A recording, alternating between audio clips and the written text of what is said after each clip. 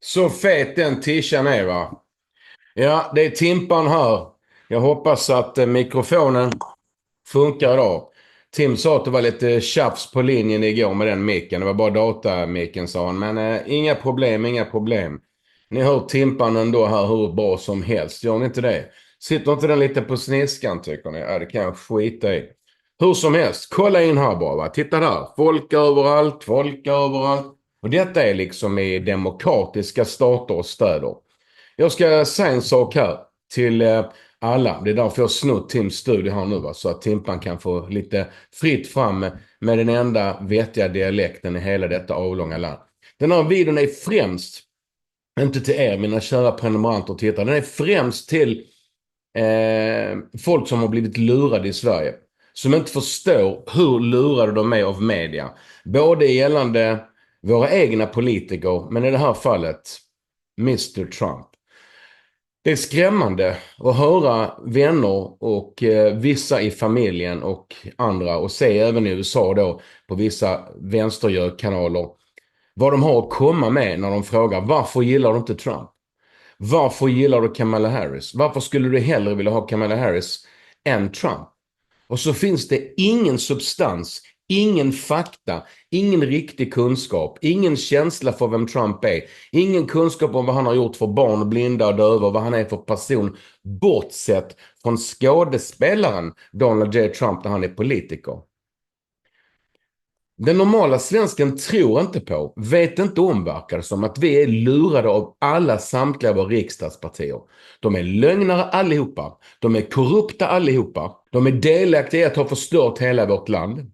När videon kommer jag skicka till er, som ni märker, vissa av mina vänner som jag både respekterar och högaktar. Men som är lite pissed off på så tillvida att många av er säger ingenting om Trump. Många fnyser av Trump. Många säger, ja, du gillar ju Trump. Vissa säger, hur kan du stötta en sån person? Och så frågar jag, vad menar de med att stötta en sån person? Menar de en person som är älskad av sin familj? Som är älskad av sina barnbarn?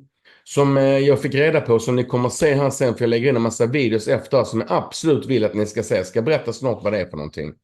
En person som, när kamerorna inte är på, när de spelar golf, han har ju massor med golfbanor, han äger hundratals hotell, tusentals fastigheter, han har hundratusentals anställda. Han har betalt mest skatt av de flesta amerikaner, ska jag säga. Och så gnäller de på han och hans intäkter och att han är miljardär och så vidare. Som en kille berättar här klart och tydligt, som ni ser i en video här sen, en känd countryartist.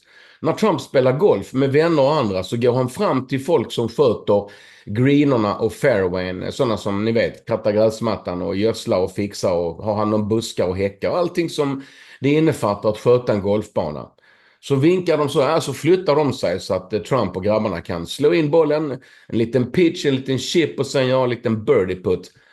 Så går han fram till de här knägarna och säger, så hur länge har ni jobbat här? Han kan inte känna alla 100 000 som jobbar på hans golfbanor. Så han går väl fram till Miguel och till någon annan sån här, tänkte säga, Juan Pablo Montoya, arbetar. För de flesta är från Mexiko som jobbar med sånt. Hur länge har du jobbat här? Och så säger jag, jobbat här i 6 år. Ja, då får du $600. $600 är jättemycket dricks i USA. Trump har gått ut med det nu. No tax on tips. Alla som jobbar med dricks, restaurang, pubar, barer, caddies, allt möjligt. Det ska inte vara någon skatt på det. No tax on tips. Sen har han också tänkt att VAs, alltså veteraner, ingen skatt på deras pensionscheck så kallat. Och ingen skatt ska det heller vara numera från och med att han blir president igen såklart på Social Security. Alltså på de pengarna som du får i pension. Ska inte vara skatt på det. Kan man skicka hundratals miljarder till Ukraina, då kan vi också ta hand om vårt eget folk först, sa Trump. America first. Går fram till nästa gubbe på golfbanan och frågar, hur länge har du jobbat här? Jag har jobbat här i 7 år. Här har du $700. Förresten, det är orättvist mot din partner, du får också $600. Men alltså bara titta på saken. Han stöttar allt och alla. Han är en folkets man. Här är alltså videos, ni kan in och skriva Donald Trump hos Oprah, Donald Trump på The View, Donald Trump på 60 Minutes. Innan han blev president älskade folket Trump. Media älskade Trump. De älskade Trump ända tills han vann valet 2016. Och varför tror ni de började hata honom då? Vet ni vem George Soros är? Vet ni hur han har förstört USA och världen? Vet ni vem Bill Gates är? Vet ni, han har förstört USA och världen sista 10-20 åren. Vet ni vad de håller på med? Vet ni vem Klaus Schwab är? Vet ni, han har förstört Europa, EU och USA och världen.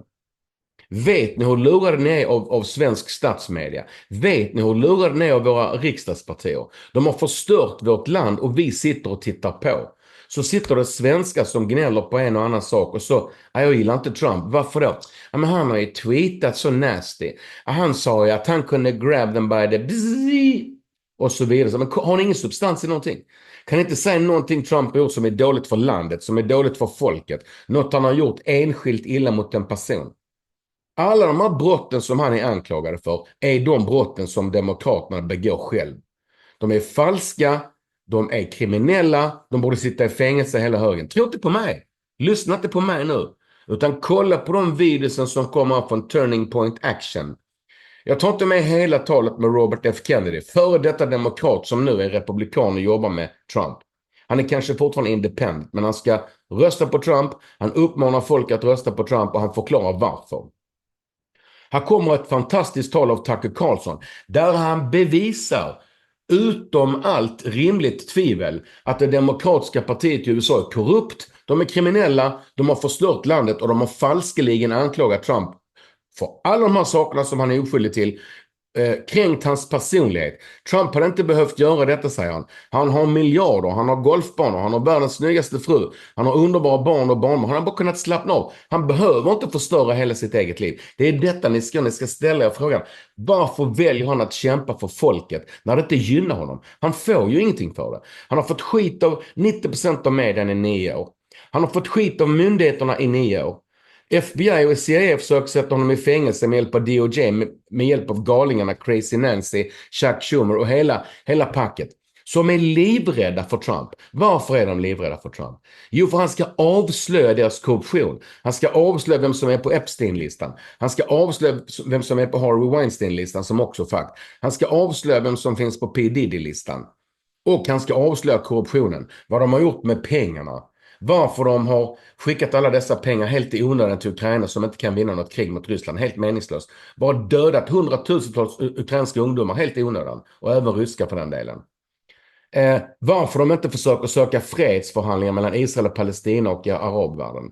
Vem är det som vill förhandla om fred? Det är Trump. Ingen annan vill det. Alla på demokraternas sida och de vissa rhinos, republicans in name only, Liz Cheney, Dick Cheney, galningarna som nu har gått ifrån Trump. Men han vill inte ha dem. För det är pack och de är korrupta och de är warmongers och de har startat onödiga krig. De vill fortsätta starta och driva onödiga krig bara för att de är med i the military complex.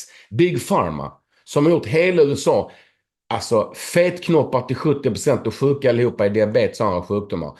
Varför tror ni MAGA har fått ett tilläggsnamn MAHA? För att RF Kennedy ska köra Make America Healthy again. Make America Healthy again. För att det är så mycket kemikalier i maten. Hade Trump vetat vad som finns i McDonalds maten hade han aldrig ätit skiten. Men det ska RFK fixa till. Och vem ska gå igenom räkenskaperna och göra en budget, göra avräkning för allt demokraterna har gjort? Ja, det ska Elon Musk göra. Finns det någon som kan sköta ekonomi bättre än världens rikaste man? Va? Hallå? Det sa sig själv. Tulsi Gabbard från Hawaii. Före detta governor, eller om hon var senator, kommer inte ihåg. Jo, senator, demokrat. Hon har nu hoppat av demokratiska partiet. Och här presenterar hon att hon har gått över till Donald Trumps republikanska parti. Donald Trumps republikanska parti är inte som republikanerna var innan. Och Bidens och Kamala Harris demokratiska parti är inte som de var tidigare under JFK till exempel. Det är alltså, de är fifflare, de är korrupta, de är lögnare, de är tjuvar och banditer och de är mördare. De mördar folk på löpande band i massa länder för att deras policies är värdelösa.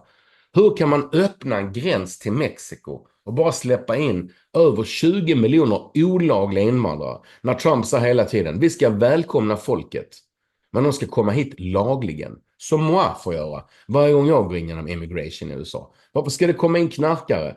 Trafficking. Alltså 370 000 barn är borttraffickade av Kamala Harris. Tro inte på mig. Lyssna inte på mig. Vill ni veta sanningen om Trump? Vill ni veta sanningen om vilken hemsk människa Kamala Harris är? Och Biden. Man måste tyvärr snacka skit om folk ibland. Men då ska man ha bevis. Och sen ska man framförallt säga vad kommer jag att göra för folket? Våra regeringar här i Sverige är total bullshit. Vad gör de för folket, tycker ni? Alltså det är så mycket om man går igenom och tittar på avtalen, på prestationerna inför valen. Och sen händer det knappt någonting och det mesta är katastrof. De flesta svenskar vet inte ens om vilken alltså total förödelse det är för Sverige att vi har gått med i NATO. Varför skulle vi gå med i NATO? Vet ni vad det kostar Sverige? Till ingen jävla nytta. Det finns inget rysshot mot Sverige. De klarar inte ens av att ta Ukraina. Vad ska de göra? Ska de ta Baltikum, Polen, Ungern, Sverige, Finland? Men sluta skoja med mig. Och vem kan någonting om DCA-avtalet? Kan ni ens Barcelona-avtalet? Alltså jag tror inte ni kan någonting om de här avtalen, ärligt talat. Då kan ni det. Då måste ni gå ner på era bara knän och be till Gud att ska du komma nu Jesus, ska du komma igen här? Är det några år kvar till du kommer Jesus? Ja, men då får vi be om Trump så länge.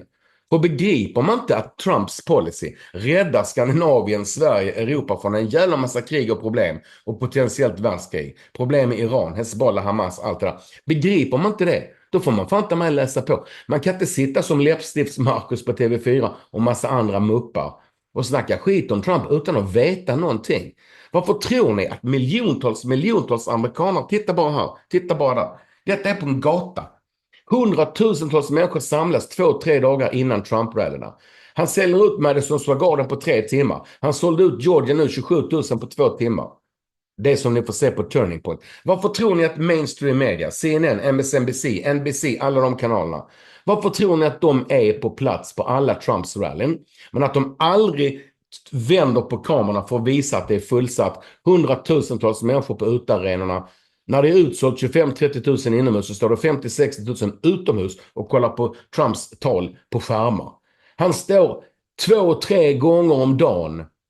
Tidigare 1-2 gånger om dagen och håller rallys på 1,5 till 2 timmar. Han är 78 år gammal. Resten spelar han golf och tar hand om sin familj och sina barnbarn. Och han vill rädda landet och hans policies har redan en gång bevisat att han räddade landet fram till pandemin. Okej, nu ska inte jag babbla så länge här för jag blir så förbannad på er som snackar skit om Trump utan att ni vet någonting. Hade ni kunnat säga, jag gillar inte Trump därför att han har gjort detta som var dåligt för Europa, som var dåligt för Sverige, som var dåligt för krig och annat, som är dåligt för sjukvården, som är dåligt för vad, som är dåligt för USA. Det finns ingenting ni kan säga. Däremot har jag alla bevis för att det jag säger om Trump är sant. Och att ni har fel för att ni är lurade av media. Jag har alla bevis. Jag har sagt till många vänner. Jag sa att det är som tittar han med. Ni som räknar som mina vänner. Jag vet inte vem av mina nya vänner som räknar mig som vän. Eller bara en som har tagit glas vin med på pub. Men jag vet inte det. Men jag vet vem jag räknar som nya vänner i alla fall. Kom hem till mig och säg bevisa Tim. Så kan ni sitta 1 timme hos mig. Jag bjuder på öl och whisky eller kaffe eller vad ni vill ha. Så kommer ni gå därifrån och säga förlåt Tim, det visste jag inte. Jag ber så hemskt mycket om ursäkt. Jag visste inte det. Jag har helt följt media här det jag har läst och hört av andra. Jag visste inte detta att Trump är en sån här härlig, underbar, fin människa och bra person som alla i USA älskade. Fram tills media började smutskasta honom för att de är rädda att bli avslöjade. Jag visste inte det Tim, förlåt så mycket.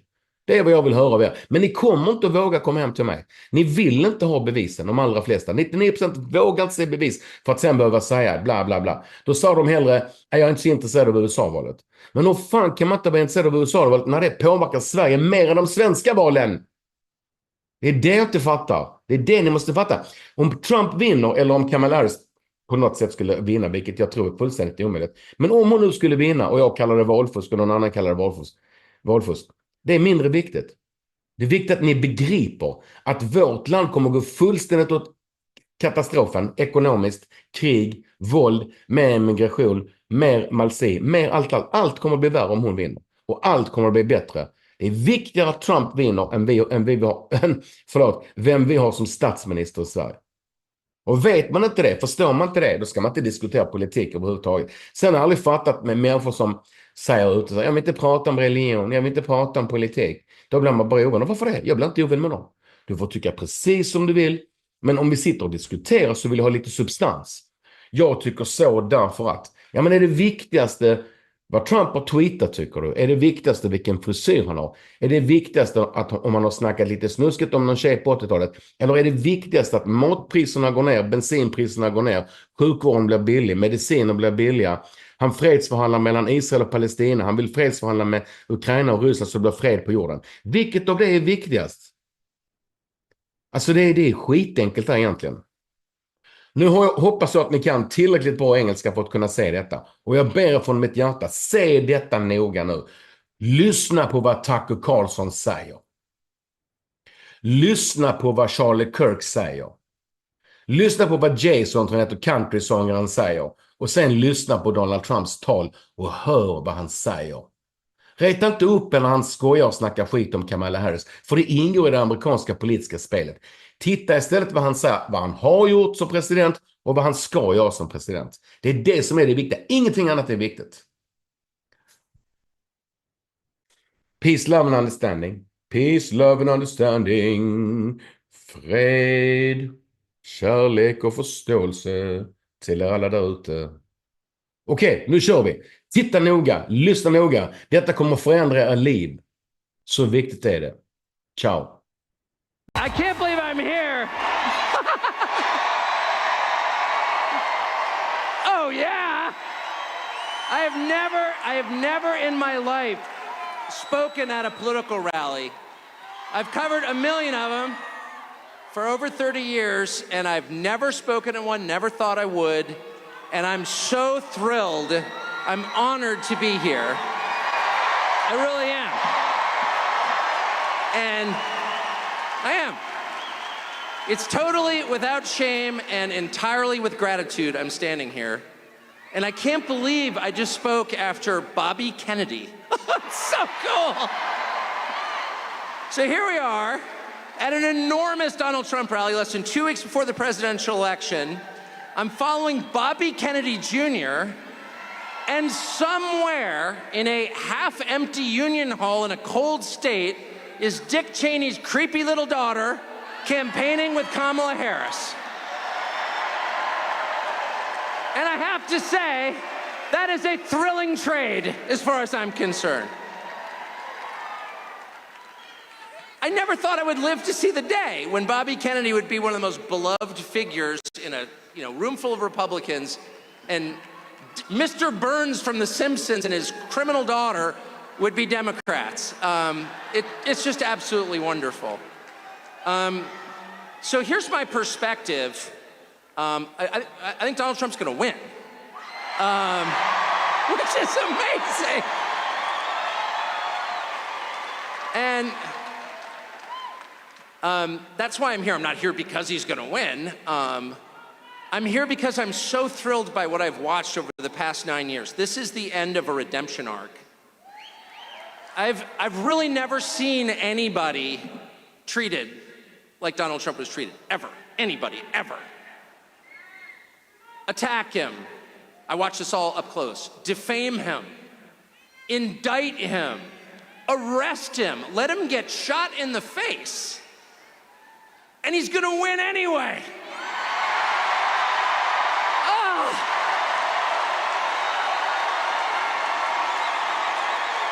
It is a triumph. It's a triumph. The phrase triumph of the human spirit has been turned into a cliche by the people who write movie posters, but it doesn't make it any less real. Donald Trump's victory will be a triumph of the human spirit. It will be a triumph of Americans over the machine that seeks to oppress them. It'll be a middle finger wagging in the face of the worst people in the English-speaking world who are leaders. It will be a moral victory the size of which I never thought I would live to see. And it's essential. It is so important that that happens for a couple of reasons, and here's what they are. The first is to dissolve for all time, for the world to see, the primary lie about Donald Trump, which is that only freaks and misfits like him. That's a lie. And they've been telling that lie since the second he came down that escalator 9 years ago. If you like that, there's something wrong with you. You're the only person you know who likes that. You're a freak. Be ashamed. Do not talk about Donald Trump in public. Don't wear his dangerous little red hat. And if you're in the media, how dare you speak to him? And that was a lie from day one. It was a big lie. It was January 6th is an insurrection. What? It's the kind of lie that they tell relentlessly. They punish anyone who contradicts the lie because it is so preposterous it can only be upheld through force. And in the last 3 months, we have seen that lie dissolve like the Wicked Witch of the West under a bucket of water. Look around. Is this a room full of freaks and misfits? No, it's not. This is a room full of people who love their country enough to obey its laws, who sincerely believe in its founding precepts, who pay their taxes, who go to work. The ever-shrinking percentage of Americans who work a 40-hour week, who expect nothing from the system, and who have given their lives for the system, who are born in this country and plan to die here. And they're the most mistreated group in this nation, and they're also the biggest group in this nation. They're not some weird subculture of MAGA, they're America itself. And the only people who are denying that are the freaks and the misfits, who it turns out are themselves a tiny, bizarre minority, a cult, who have controlled the rest of us through fear and aggression. And that has ended. And it has ended thanks to the heroic stand that a couple of individuals have taken, first among them Elon Musk.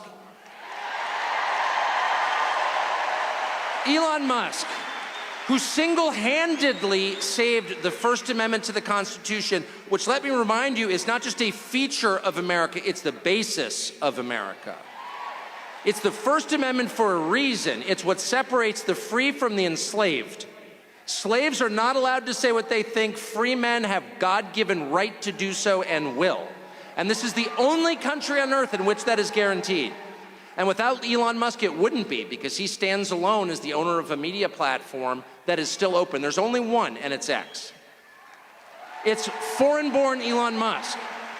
And then for him to come out, and by the way, just for the record, I've taken not a dollar from Elon Musk, okay?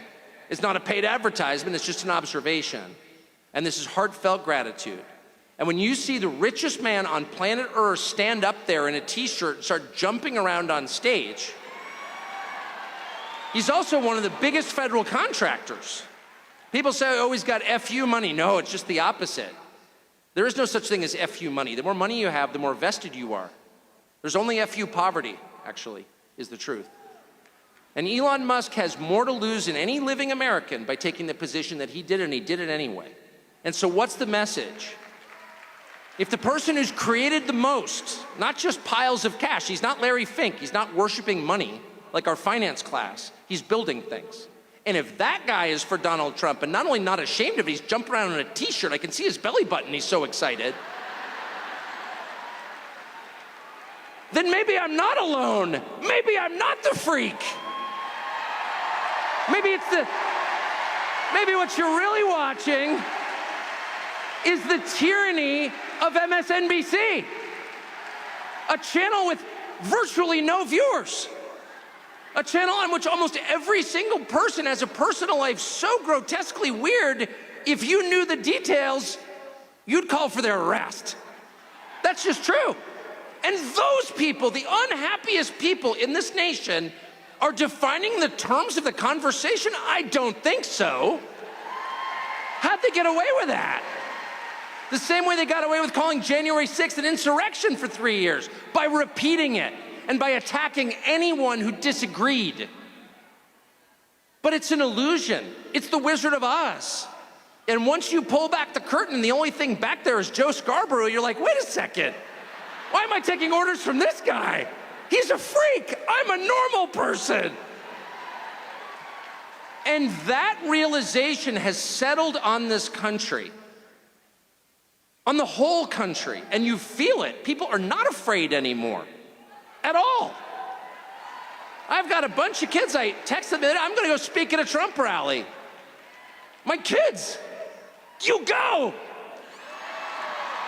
I said, do you have a lot of friends who are voting for Carmela or whatever her name is? No, of course not, that's embarrassing. It has flipped. The story the country tells itself about reality has flipped.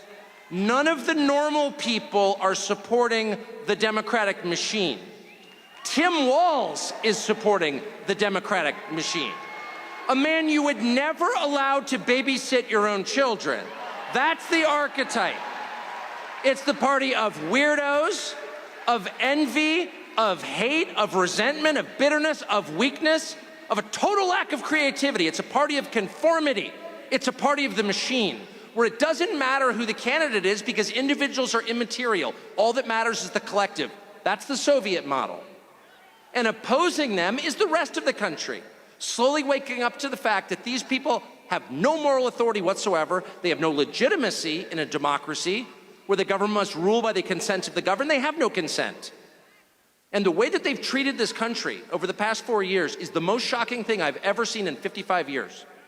To allow millions of people, mostly young men with no skills and no English, into our country illegally, and then fly them around at our expense and give them phones and put them on welfare programs that no American citizen can get. It is the most insulting, yeah, boo, but it's worse than boo. That's the biggest crime in the history of the United States of America. And it takes incredible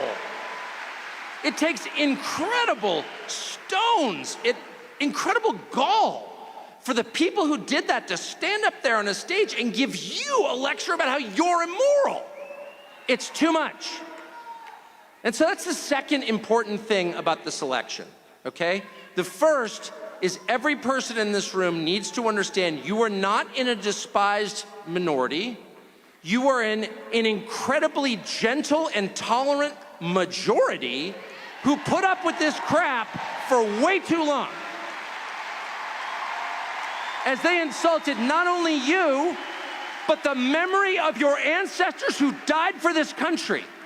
They tore down statues to their memory. People have never built anything in their lives. They went out of their way to humiliate you and spit on you and the graves of your ancestors. And that's not an exaggeration, they did that. And this country is so nice, it's so polite, it's so thoughtful and empathetic and sweet. It's the kind of country that loves dogs and gives directions to strangers, that we put up with it for 4 years. But we can't anymore. We just can't. And we can't for two reasons. The first reason that we can't put up with it for one more minute is because it's just not justice. It's not. It's not justice. It's unfair. You cannot reward the most parasitic, useless, violent, nasty, aggressive people in your country. You can't make them the richest. You just can't. It's just wrong. In a fair, decent country, the people who work the hardest, who have the highest level of talent, who are the most creative, who are the most decent to their neighbors, who give the biggest tips to waitresses, those people should be successful. Those people should be revered. It shouldn't be Larry Fink. Are you joking? Kamala Harris shouldn't have a job. She has no skills. How did we wind up with a system where Kamala Harris, you couldn't change the tire on your truck, much less drive it? How did she wind up at the top of the pyramid? And then once she's there, she lectures you like you did something. It's too much. You can't allow that. It's an offense against the truth, against reality, and against justice itself. And the second reason you can't allow it is very familiar to anyone who has children, which is if you allow it, you will encourage more of it. If you allow people to get away with things that are completely over the top and outrageous, if you allow your 2-year-old to smear the contents of his diapers on the wall of your living room, and you do nothing about it, if you allow your 14-year-old to light a joint at the breakfast table, if you allow your hormone-addled 15-year-old daughter to like slam the door of her bedroom and give you the finger, you're gonna get more of it. And those kids are gonna wind up in rehab. It's not good for you, and it's not good for them. No. There has to be a point at which dad comes home.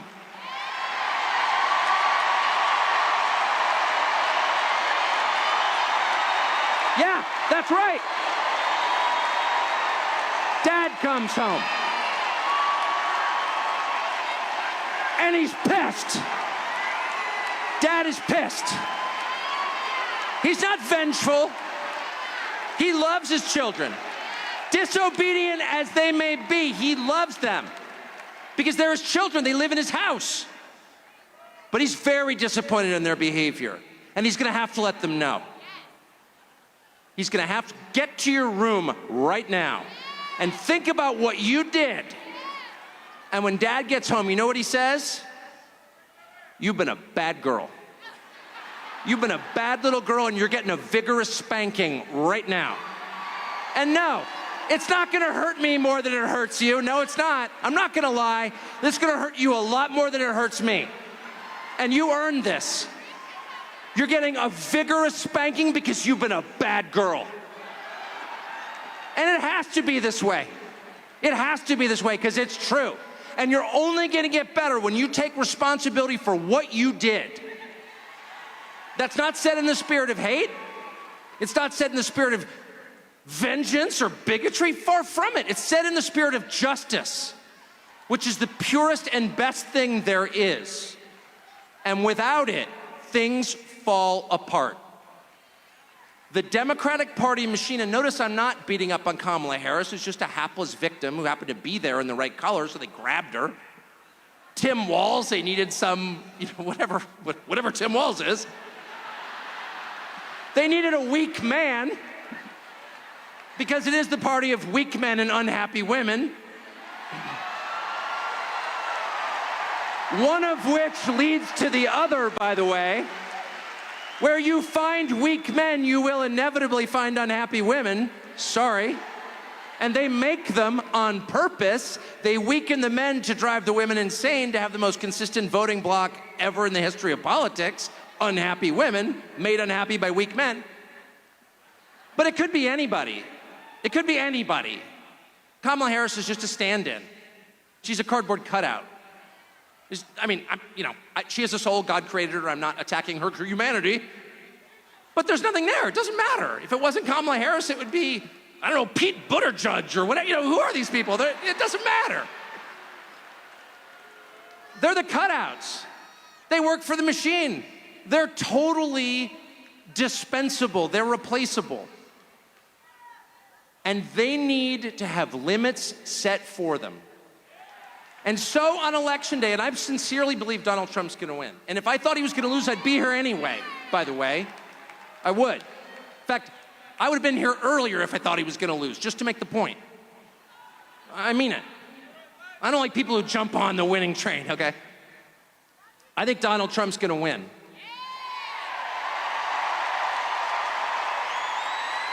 And not only do I think Donald Trump's gonna win, I think that the vibe shift has been so profound. I mean, the numbers suggest he's gonna win. He's ahead in all 7 battleground states. But much more important, and the early voting seems to be favoring him. But more important even than the conventional political markers is what you smell around you. And it's the return of freedom. It's the return of the country you grew up in, where you could say things like, I like that guy, and maybe you like the other person, that's fine. That was not allowed for 9 years. And it's allowed now. And I think, and it's because of what they did, by the way, they deserve this. But I think the vibe is so strong right now, I don't think we can get away with pretending something else happened. I don't think we can have another 2020 at this point. I just don't. I don't. Where they hid relevant facts from you, they prevented you from knowing about their candidate and then claimed victory, or 37 billion votes or whatever they claim he got. That's rigging the election, period. If the government prevents people from knowing critical information about a candidate, they have rigged the election. And they did that, period. Oh, you're not allowed to say that. I'm not allowed to say it because it's 100% true. And every person who hears it knows it's true, including the people who did it. I don't think they can do that again. I don't. And I don't think, no matter what they pull 2 weeks from now, 13 days from now, I don't think they can get away with standing up and being like on MSNBC, no, actually, Kamala Harris is historically popular, it turns out. A woman who's never had a job, who can't even pronounce her own first name consistently. That's how false she is. Some woman who grew up in Montreal, Canada is lecturing me about America. Okay. I don't think they can do that, because I don't think people are gonna sit back and take it. I don't. It's enough. It's enough. That's the point at which you say, no, I'm sorry. I put up with this crap for a long time. I indulge your little fantasy. It's like when your teenage girl becomes a vegetarian, and you're like, okay, that's, okay, it's fine. No, I totally understand. You're like, it's a phase. But if that phase goes on for 9 years and includes destroying your major cities and allowing your country to be invaded by millions of foreigners whose identities you don't know and whose purpose in this country is unclear, by the way, why shouldn't we feel threatened by that? If they go out of their way to crush families, to make it impossible for your kids to buy a house, and getting involved in the sex lives of your children, which they are, if they do all of that, they need to lose. And at the end of all of it, when they tell you they've won, no. You can look them straight in the face and say, I'm sorry, Dad's home, and he's pissed. Thank you. I'll tell you, this is a historic moment, everybody. By the way, have you been seeing the early voting numbers out of this state? Who here has voted already? Raise your hand if you voted already. Look at that. You are living through a once-in-a-generation realignment, everybody, where it is no longer Republican versus Democrat. It's no longer the traditional dividing lines of a generation prior. You've seen tonight something remarkable. You saw two people who ran for president of the United States as a Democrat, endorse Donald Trump, and be here as our movement accepts them warmly. You see, they say Donald Trump is the best at deals the world has ever seen. And just look at this deal. We get Tulsi Gabbard and Bobby Kennedy, they get Liz Cheney. Not bad. We get Elon Musk, they get Adam Kinzinger. You can have them. You can have the warmongers of a generation prior while we diversify, deepen, and strengthen our movement to include people that otherwise would never have been part of the Republican Party. Who here is a former Democrat? Raise your hand. Look at that. And by the way, you are all welcome in our movement because the Democrat Party left you a long time ago. As many of you know, I visit college campuses so you don't have to. Just yesterday, we were on the campus of University of Georgia. Some dog fans here? Now, I'm going to get a text message from Ted Cruz, but good job, guys, last weekend. That's all I'm going to say. It was so amazing. Off to the side, there was this sad, pathetic display of misfits of 5 people at the Harris Walls table. And just feet away, we had 5,000 students attend our event at the University of Georgia. 5,000 students. In fact, the Democrats are so confused at what is going on. Never before has conservatism, the ideas of freedom, liberty, American exceptionalism, been so popular on these college campuses. You see, they're feeling what you're feeling, but even more so. This is the most depressed, sick, medicated, anxious generation in history. They are the first generation since George Washington to have their life and their standard of living worse off than their parents. This is a broken social contract, and how many of you feel as if the DC political class has forgotten you. The college students that I'm talking to, when they hear Kamala Harris continue on her diatribe of nothing,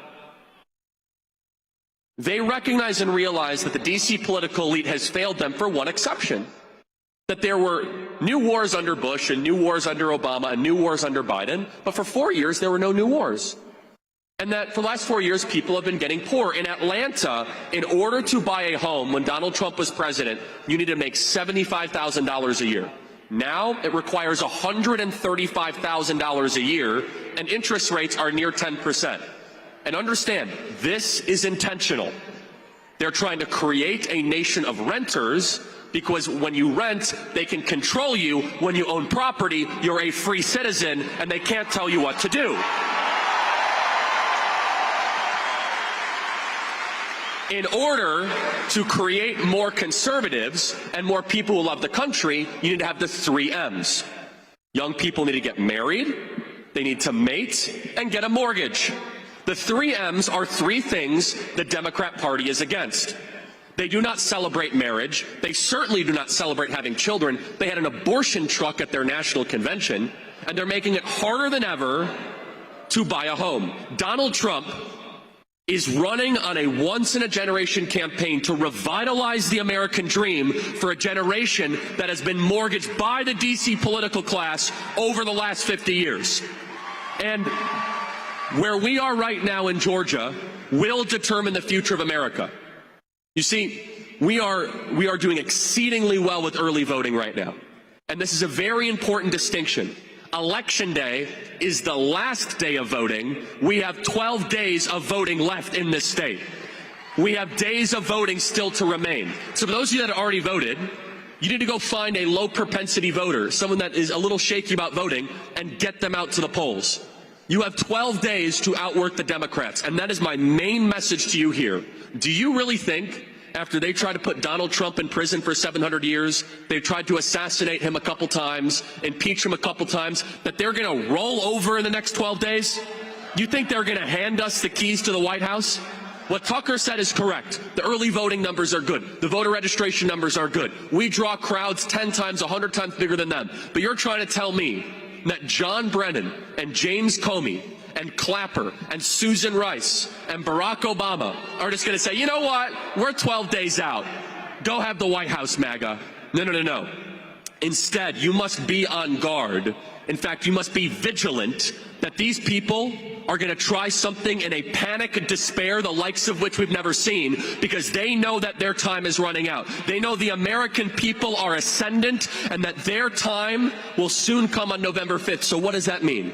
And you could smell it in the air. You could smell the panic. You can smell the desperation. You could smell the disgust of what they see coming forward. And the thing that scares them and terrifies them more than anything else, is that we not just vote, but we get new people to go vote, and we chase every single voter in this state, and in Arizona, and in Nevada, and Pennsylvania, and North Carolina, and Wisconsin, and Michigan.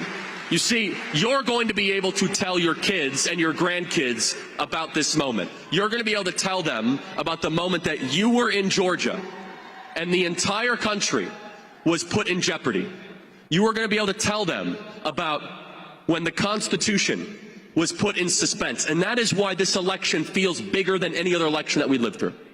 Because it's not just the typical corporate tax rate debate that we have enjoyed. Instead, it is so much bigger. It is civilizational defining. And you need to go to every single person you know and say, are you voting for Trump? You know, I don't know if I'm going to vote. And you have to repeat this. You say, no new wars, no tax on tips, no tax on overtime, no tax on Social Security, largest deportation effort ever, drill baby drill, gas prices low, restoration of the Constitution, Supreme Court justices we can trust, and an end to the lawfare. Those 10 things you tell every swing voter you know in this state, and you commit it to memory.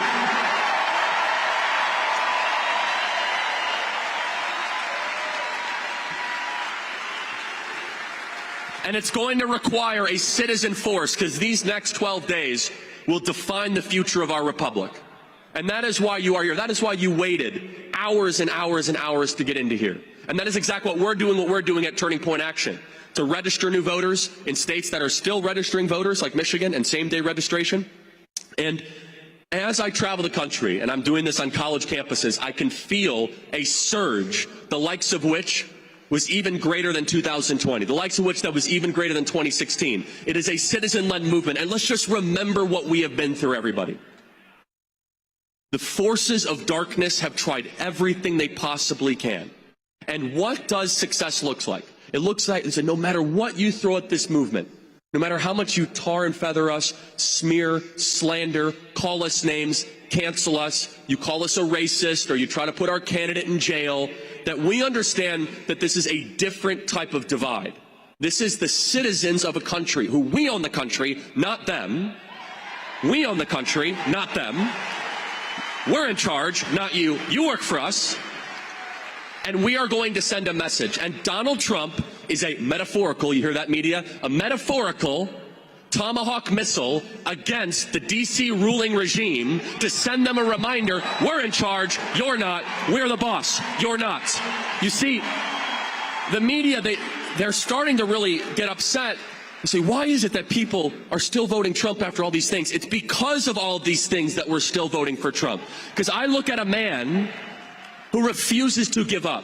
They say, well, is this someone that you want your kids to grow up and to look up to? I say, yes, I'm going to tell my son that in the line of fire, that if you ever think as if things could ever get dark and you rise and you say, fight, fight, fight, I want my son to be like that one day. I want my kids to look up to a president that even though they take his business empire away and he's facing 7 lifetimes in prison, he keeps on fighting for you, where he has nothing to gain and everything to lose to get into the arena. There has never been a candidate in modern American history that has lost so much for something that did not benefit him, but instead put you in the room, and that is why they are so anxious and nervous. I want you to understand what's going on here. Right now, they are popping pills at Pfizer that Bobby Kennedy might run the FDA and the CDC, everybody.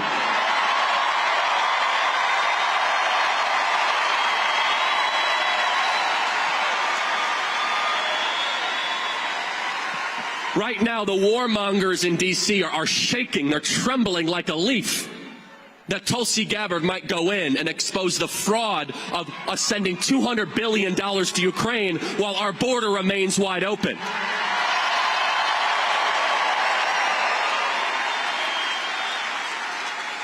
The government gangsters, as Kash Patel would put it, that have robbed us blind, they're starting to get really nervous saying, is Elon Musk really going to come in and look at our budgets? Oh, you better believe Elon Musk is going to come in and look at your budgets.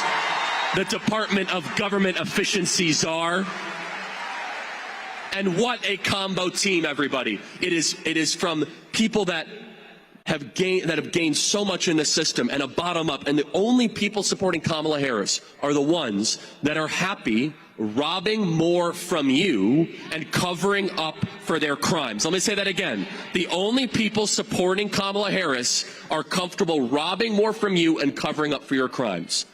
For 50 years, this part of America has grown poorer while the Kingdom of Washington, D.C. has grown infinitely richer. The wealthiest counties in America are all centered around Washington, D.C. And the heartland of this country and the industrial base of this country, where the muscular class built this country, have seen their jobs shipped over to China, and we got a bunch of opioids in return, and piles of plastic, and deteriorated neighborhoods that we no longer recognize. And in a series of events that only God could orchestrate, in a series of events that only our divine Father could put together, the most unusual set of circumstances is that a billionaire from New York had to get in the arena to tell the other billionaires that have been robbing you, the game is over, you're fired, and the American people are back in charge again.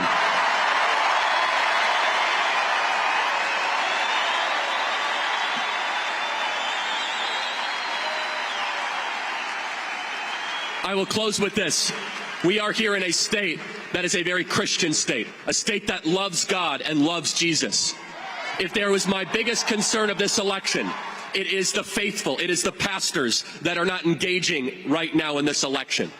We have 12 days left, and you need to lovingly challenge pastors that are silent that you have a biblical obligation to engage in this election, that you have a biblical obligation to fight evil and to exalt righteousness.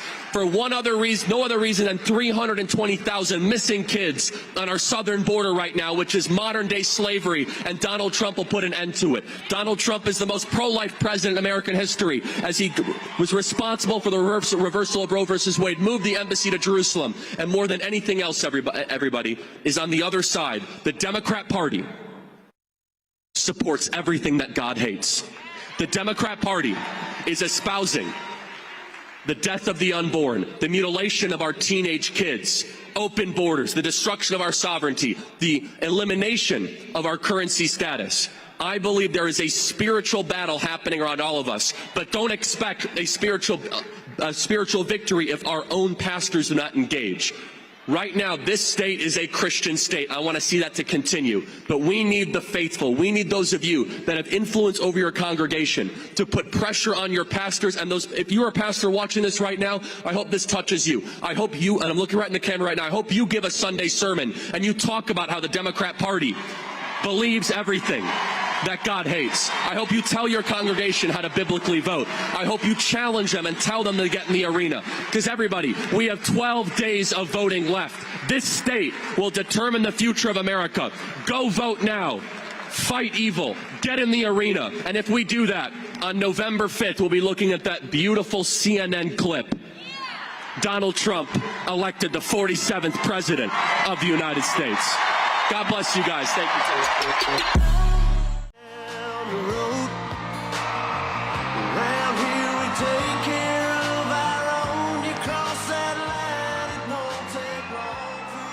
Thank you so much. Thank you. What's up, Georgia? Man, it's great to be back home. And I gotta tell you guys, when I was asked to be here, it was really a no-brainer for me. Not only is Trump an amazing leader, but I've had the pleasure of becoming friends with him over the past few years. And I wanted to share a couple personal stories with you guys about the man he is when the cameras are not rolling. One is, I was down in Florida. We live in Florida part-time. So I was down there. I got a chance to play golf with President Trump. And so we're coming up to a green one day, and his grounds crew was working. They kind of got out of the way so we could finish the hole. And after we're done, he walks up. There's like 4 of these guys. He walks up and says, "Hey, man, nice to meet you. How long have you been here? How long have you worked here?" I think the guy told him 5 or 6 years. He just shucked him off about $500, thanked him for his loyalty to him. And next guy, "How long you worked here?" 6 years. Gave the guy some cash, never turned around, no cameras rolling, no anything. And it told me a lot about the guy the very first time I ever met him, that even when the cameras aren't rolling, he's just an amazing person.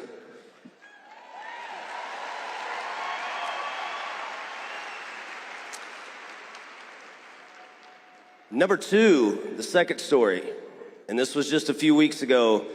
After Hurricane Helene came through and devastated part of our state of Georgia here, in 5 days, President Trump raised over $6.5 million for Georgians to help rebuild our state.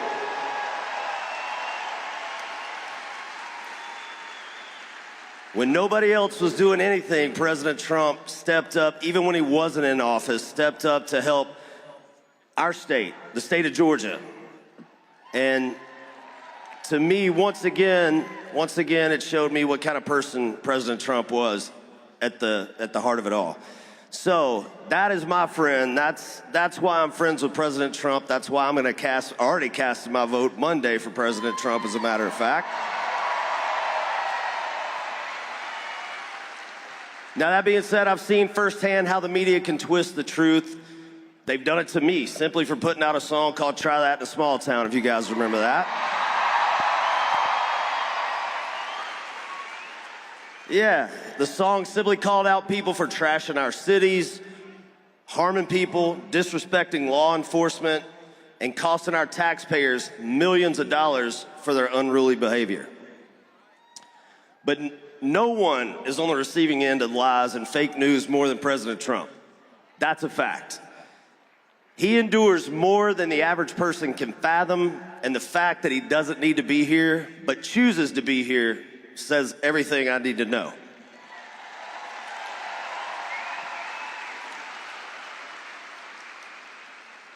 He's a president who, when knocked down, gets back up, raises his fist in the air, and says, "Fight."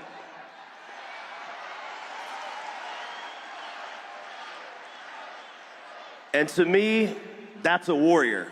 And that's who we need running this country right now.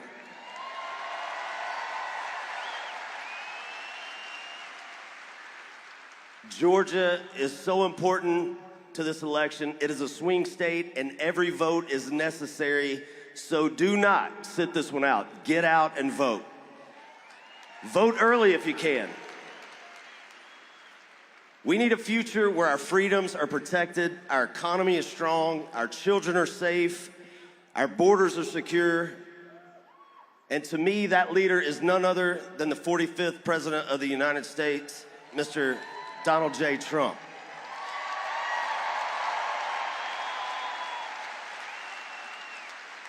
So, ladies and gentlemen, please join me in welcoming, after this video is played for you guys. Everybody calm down. We're all ready, trust me. We're gonna play a little video for you guys, and we're gonna welcome the boss, who we hope is the 47th President of the United States, Mr. Donald J. Trump. Thank you guys, Georgia, we love you. So I'd like to begin by asking a very simple question. Are you better off than you were 4 years ago? Is it easier for you to go and buy things in the stores than it was 4 years ago? 9% of Americans say the economy is getting worse. This has been the four-year agenda. It's really crushed middle-class families. Is there more or less unemployment in the country? More than 70% of people tell the country is on the wrong track. That track follows 3.5 years of you being vice president. Is America as respected throughout the world? Biden and Kamala Harris have projected weakness on the world stage. Imagine if Kamala Harris was the commander-in-chief. We're on the verge of World War III. Do you feel that our security is as safe, that we're as strong as we were Under 4 years President ago? Biden, nearly 7.3 million illegal immigrants crossed the southwest I believe the Biden-Harris administration open border policies are responsible for the death of my daughter. If you answer all of those questions yes, well, I think your choice is very obvious as to who you'll vote for. You know, they want hope. The people need hope. They want to have a future. Listen to the people. If you don't think that this course that we've been on for the last 4 years is what you would like to see us follow for the next 4, then I could suggest another choice that you have. He walked in fire. He's an absolute savage. From securing the border to foreign policy progress and boosting the economy. Trump beat Biden and Harris in a landslide. Many are supporting because their lives were simply better under his administration. People are hungry to be proud of this country again, and that energy is something that Trump is bringing. November 5th is the most important day in the history of our country. Sorry to keep you waiting, complicated business. As I was saying, 2024 is our final battle. Everything is on the line in this election. No one can sit home in November. This election is going to decide the fate of Western civilization. With you at my side, we will demolish the deep state. Take back that glorious White House. And we will liberate America from these villains once and for all. It's a dangerous job being president. Polling shows Donald Trump expanding his lead. We see Trump leading enough swing states to retake the White House. We got to get out there and vote. We can end this insanity once and for all. America great again. Ladies and gentlemen, please welcome the 45th President of the United States of America, Donald J. Trump! Be an American, where at least I know I'm free. And I won't forget the men who died, who gave that right to me. And I'd gladly stand up next to you and defend her still today. 'Cause there ain't no doubt I love this land. God bless the USA.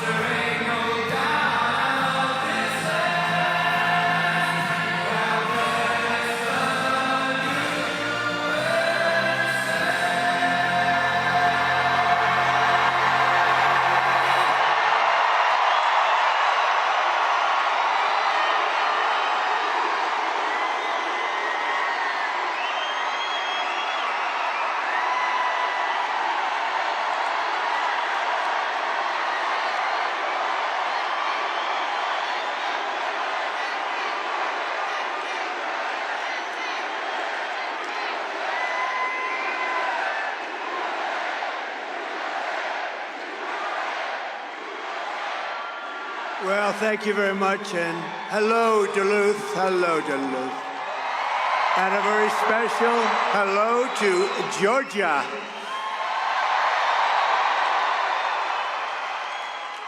And I'm hearing our numbers are very, very good. There's a rumor out there. We're doing well, thank you very much, and I'm thrilled to be back in this incredible state with thousands of proud, hardworking American patriots, which is what you are.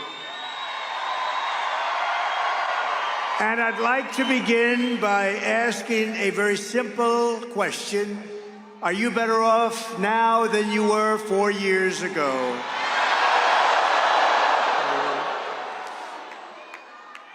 That was very unanimous, wasn't it? Yeah? The answer is no. By any standard, the answer is no. And I'm here today with a message of hope for all Americans. With your vote in this election, I will end inflation. I will stop the invasion of criminals into our country. And I will bring back the American dream. I'm going to bring it back very quickly. Our country is being destroyed and crippled by Kamala Harris, a person that got no votes, no votes. Therefore, she's a threat to democracy.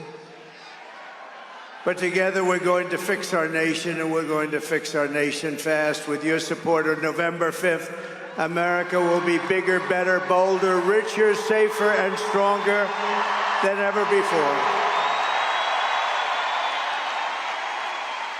This election is a choice between whether we will have 4 more years of incompetence, failure, and disaster, or whether we will begin the 4 greatest years in the history of our country. After all the catastrophes she has caused, Kamala Harris can't say one thing that you'd do differently. You saw that? What would you do differently? I can't think of anything. This is the worst president in the history of our country and the worst vice president in the history of our country.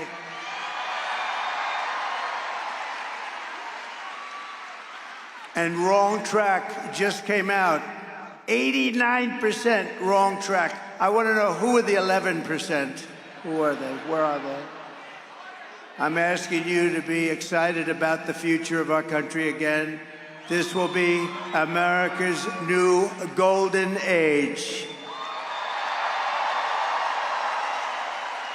And remember, every problem facing us can be solved, but now the fate of our nation is in your hands. In Georgia, you have to stand up and you have to tell Kamala Harris that, Kamala, you've done a horrible job. You're the worst ever. There's never been anybody like you. You can't put 2 sentences together. The world is laughing at us because of you and Crooked Joe. Kamala, you're fired. Get out. Get out. Get out. You're fired.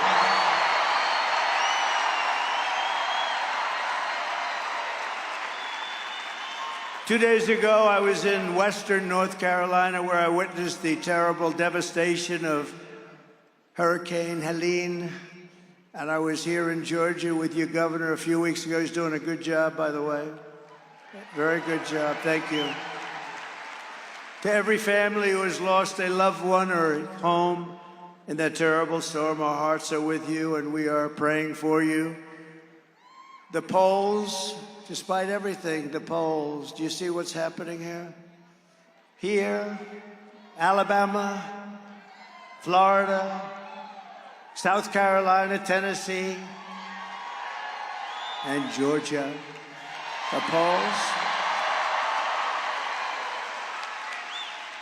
The polls are through the roof, but what's better than that? The early voting is, people have never seen anything like it. They've never seen anything like it, because the American people are fed up with the people that are leading us down a road to disaster. So the polls are open for Early voting in Georgia every day from now till November 1st. You got to get out there and vote, but most importantly, just vote.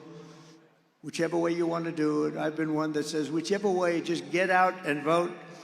Be a little careful, make sure your vote gets counted. There are ways of doing that too. With your help, 13 days from now, we're going to win Georgia. We're going to defeat Kamala Harris, and we are going to make America great again.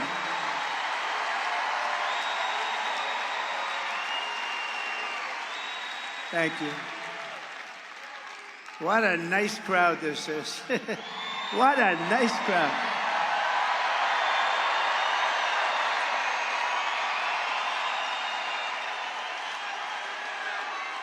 If Kamala gets 4 more years, she will obliterate our economy, kill millions of jobs, and destroy your family finances forever. They're destroying our country. They're destroying our country. It's not even possible that they can be doing what they're doing to our country. They're either really bad people, they don't have a clue, maybe they're stupid people. But you know what, I'll tell you, or maybe they just want to get extra voters. Nobody really knows the answer, but just from a common sense, you know, we are the party of common sense, and from a common sense standpoint, how can they be doing what they're doing? Kamala's inflation nightmare has already cost the typical family over $30,000 in higher prices, and now she wants to raise typical family taxes by nearly $3,000 a year. She has no idea. Did you see her today? She was asked kindergarten-type questions by MSDNC. She was unable to answer them. But the best is 60 Minutes. They changed her answer. Should I sue them? Should I sue? Should we sue 60 Minutes and CBS? No, think of it. They asked her a question on 60 Minutes, which is news. You know, these companies have to get licensed, and in the licensing it says they have to be honest. They gave her a question. She gave an answer that was from a loony bin. They said, we can't have that. They took the answer out in its entirety, threw it away, and they put another answer in. And I think it's the biggest scandal in broadcasting history. That's what I think. It's election interference fraud. The tax queen, because that's what she was called. She loves taxes. This is the only person I've ever seen. She campaigns on, we will raise your taxes. All my life I've watched politics, and everybody says, we will cut your taxes, cut you. She says she's going to raise your taxes. The tax queen is also demanding a shocking 33% tax hike on all domestic production, along with the largest capital gains tax on unrealized gains. Unrealized. In the history of our country, it's really a confiscation of your property. It will crash the stock market and decimate your 401ks, but we'll have a 1929 type depression. This woman is crazy. Take a look at this. Joe Biden and I are about to get rid of that tax bill, calling for a bold repeal of President Trump's tax cuts. If Kamala Harris was elected president, there are many different tax policies which could cripple the economy, but the first thing she wants to do is allow these Trump tax cuts to expire. Even the New York Times admits that 85% of the middle class got a tax cut. Americans will face a hike. The Tax Foundation finding that a couple with 2 kids making $165,000 a year would have to pay over $2,400 more in taxes.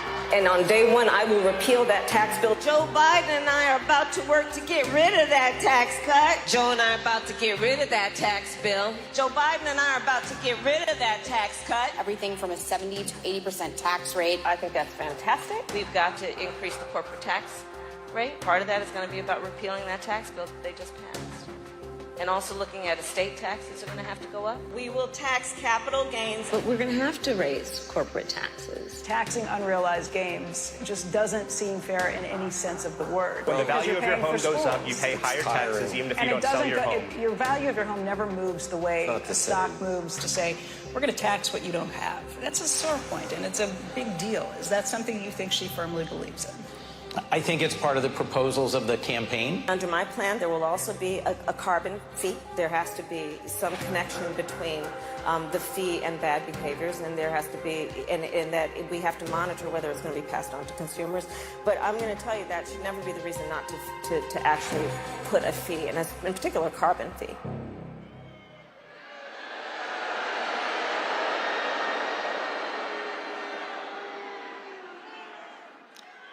Kamala Harris is also pushing the largest small business tax hike in history. Your businesses are just going to go to other countries. That's all that's going to happen. We brought it down to the lowest level we've ever had, and they're going to just drive everybody out. That means the jobs are going to be included. And she wants to massively increase the death tax, or the inheritance tax, as it's known in some quarters, which we eliminated in the Trump tax cuts. You know, we eliminated the inheritance tax on small businesses and family farms. And such a big thing. You know, a farmer has a little beautiful farm. The kids grow up in the farm. They're getting a little older. They sign their will. If they love their kids, not everybody does. But if they love their kids, listen to this. But if they don't worry. Just go to sleep for about 30 seconds. So what happens is they leave it, and what happened before me is they would lose their farms because the tax would be very substantial, like 52%, and they couldn't pay, so they go to the bank, the friendly banker, they'd borrow the money, they'd put it against the farm. Within 2 years, the farm was gone, and everybody was crying, and it was a disaster. I got rid of it. There's no more estate tax. There's no more estate tax on your beautiful family farm, and there's or small business, and that's a big deal, and they want to end that. They don't want that. They don't like that. They want you to pay a nice big tax and destroy your lives. We're joined tonight by Michael Bellerman, president of the Associated Builders and Contractors, represent over 23,000 small businesses and construction companies. And as a builder, I am very honored to receive their endorsement. They gave me a unanimous endorsement today. Thank you very much. Thank you. It's a great honor. And we were also endorsed by, unanimously, the Border Patrol, unanimously.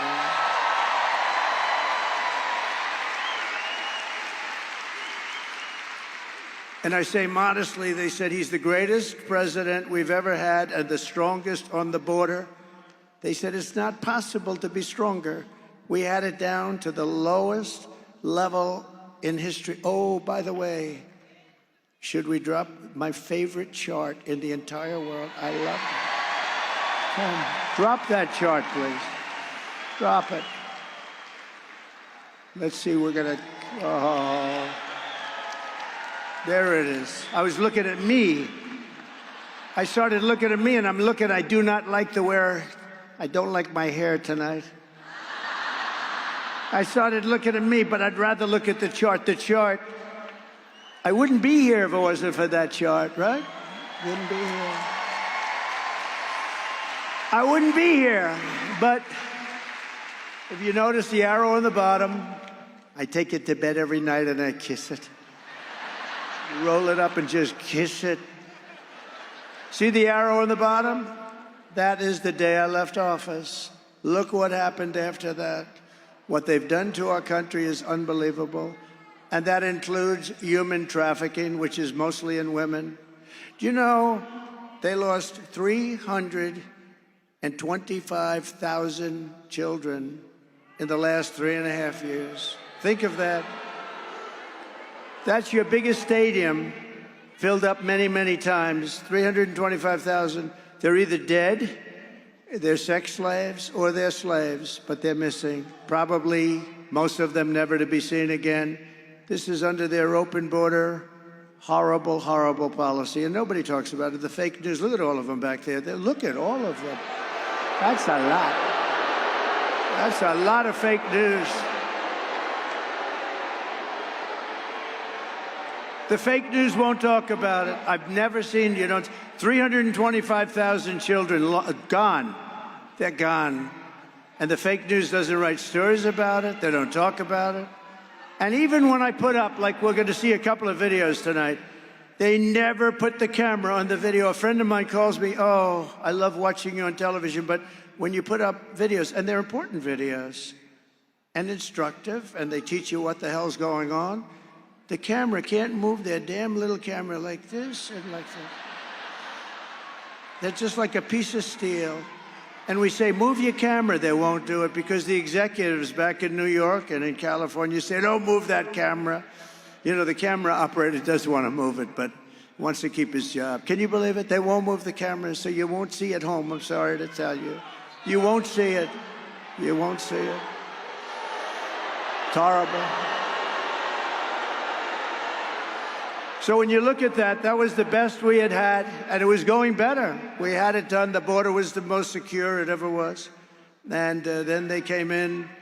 They got rid of Remain in Mexico. That's pretty good, right? Remain in Mexico. Wasn't easy either. It was Remain in Mexico. When I said to the president of Mexico, he's a good guy. He's a socialist, but that's okay. These are minor details. But I said, listen, President, we want everybody to remain in Mexico before they come in. We want to check them out before they come in, Mr. President.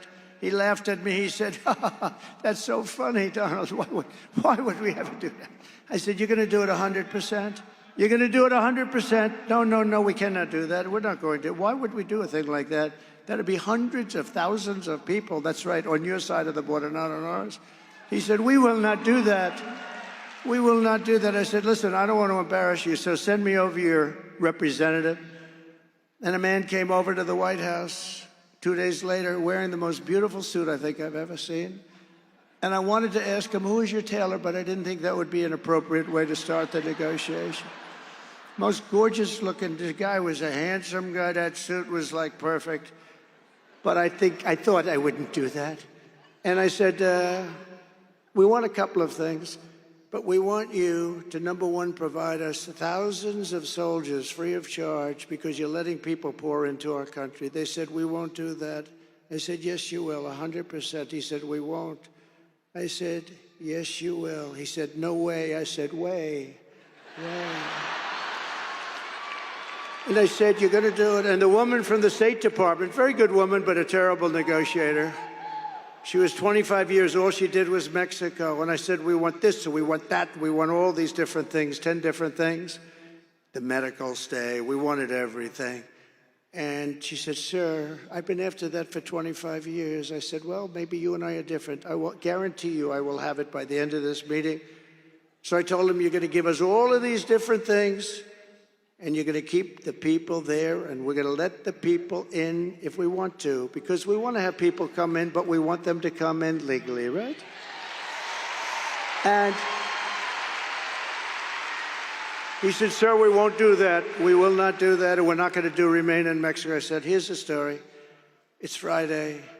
By Monday morning at 7 o'clock, if you don't approve this, and that means over the next 5 minutes, we are going to charge you tariffs of 25%, 50%, 75%. They're never going to stop. He said, sir, you can't do that. That's not fair, sir. I said, no, it's not fair that you're sending people through your country and into our country and destroying our country. It's not fair. That's what's not fair. So this goes into effect at 7 o'clock on Monday morning. Have a nice weekend. He comes back. May I see you in 5 minutes? May I make a call to Mexico? I said, are you going to call the president? Yes, I am. He comes back in 2 minutes. Sir, it would be our honor to supply you with soldiers. It would be our great honor to supply you with as many soldiers, free of charge, of course, sir. As many as you have no idea what I did in the White House. I stopped wars with France. France, you know the France story. They were going to charge us, think of this, 25% to all America. I have to protect American companies, whether we like them or not. Some of them I didn't even like. You know, Google is treating us much better. Do you notice that? What happened to Google? They're treating us much better. Very nice. I appreciate that very much. They say McDonald's was one of the most viewed things that they've ever had. Could you believe McDonald's?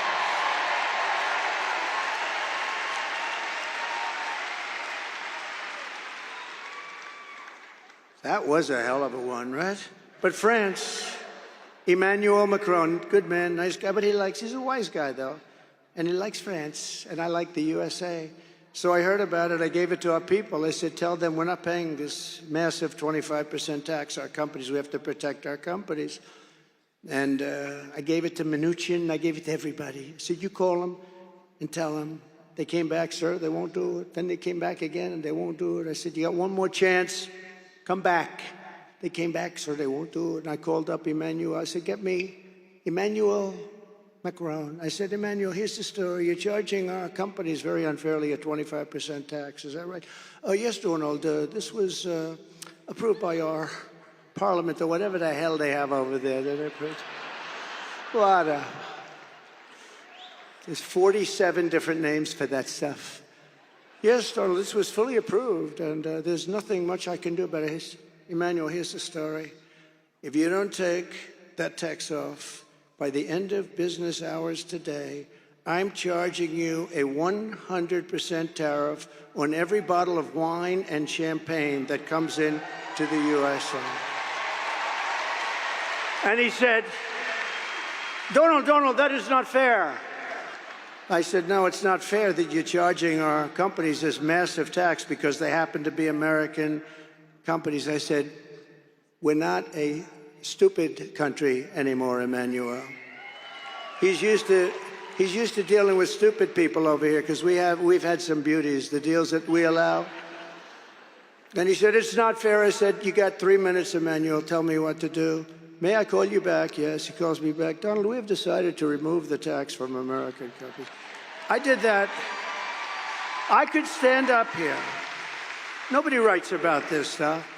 And I wish I put it on tape, but every time I say, oh, I'd love these conversations. I could tell you with Italy what I did. I could tell you.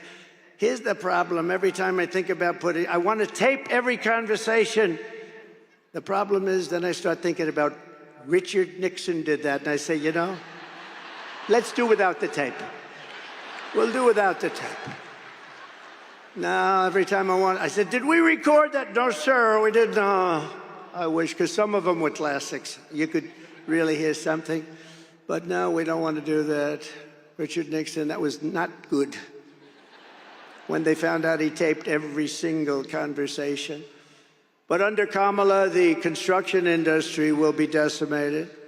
You have to vote Trump, and we will rebuild America. We're going to rebuild America. We're going to do it quickly, too. And we already gave you the biggest tax cut in history.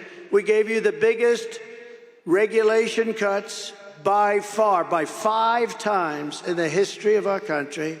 And, you know, I went to the big business guys. They come in and they kiss my ass. It's unbelievable, these guys. You know, before I was president, Trump is on the phone. Tell him I'll call him back sometime. Once I became president, oh, sir, it's such a pleasure to speak to you, sir.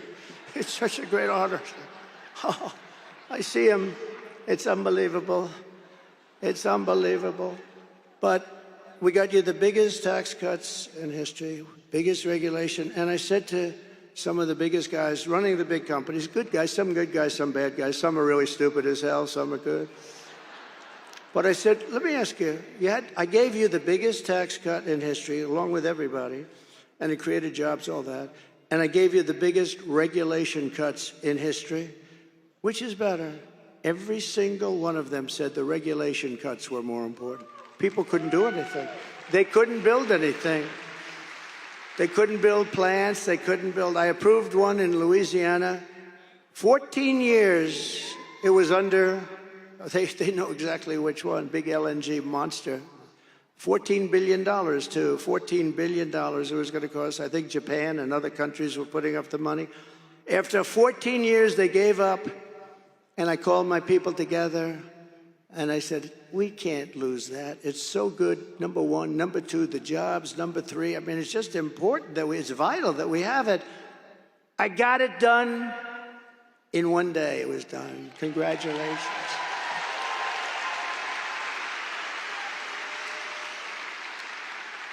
They use a lot of times the environment to try and stop projects. Not a lot of times, let's say every time, but we have to be very careful with that because we're all environmentalists, but we have to be very careful. You destroy our country.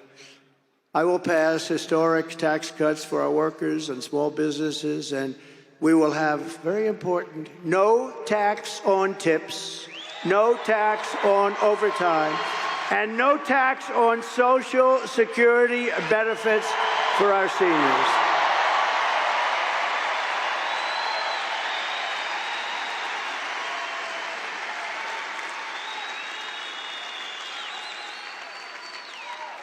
And we're also going to do something else, and this just came and I announced it in Detroit, because Detroit has been decimated. It's been decimated by stupid politicians. And it just came to me. I was called by some of the smartest guys on Wall Street. They said, how did you ever think of it? I use the paper clip. You know, the paper clip, very simple. They take a little piece of wire, they go like this. The guy became rich. And once everybody saw it, comes in a little box, 129 years ago, probably the same little box. And everybody said, why the hell didn't I think of that? Well, this is the same thing. Tax deduction on interest payments on a car. How about that? How about that? Nobody ever thought of it. And then I came up with a little wrinkle. But only if the car is built in the USA. Is that a good idea?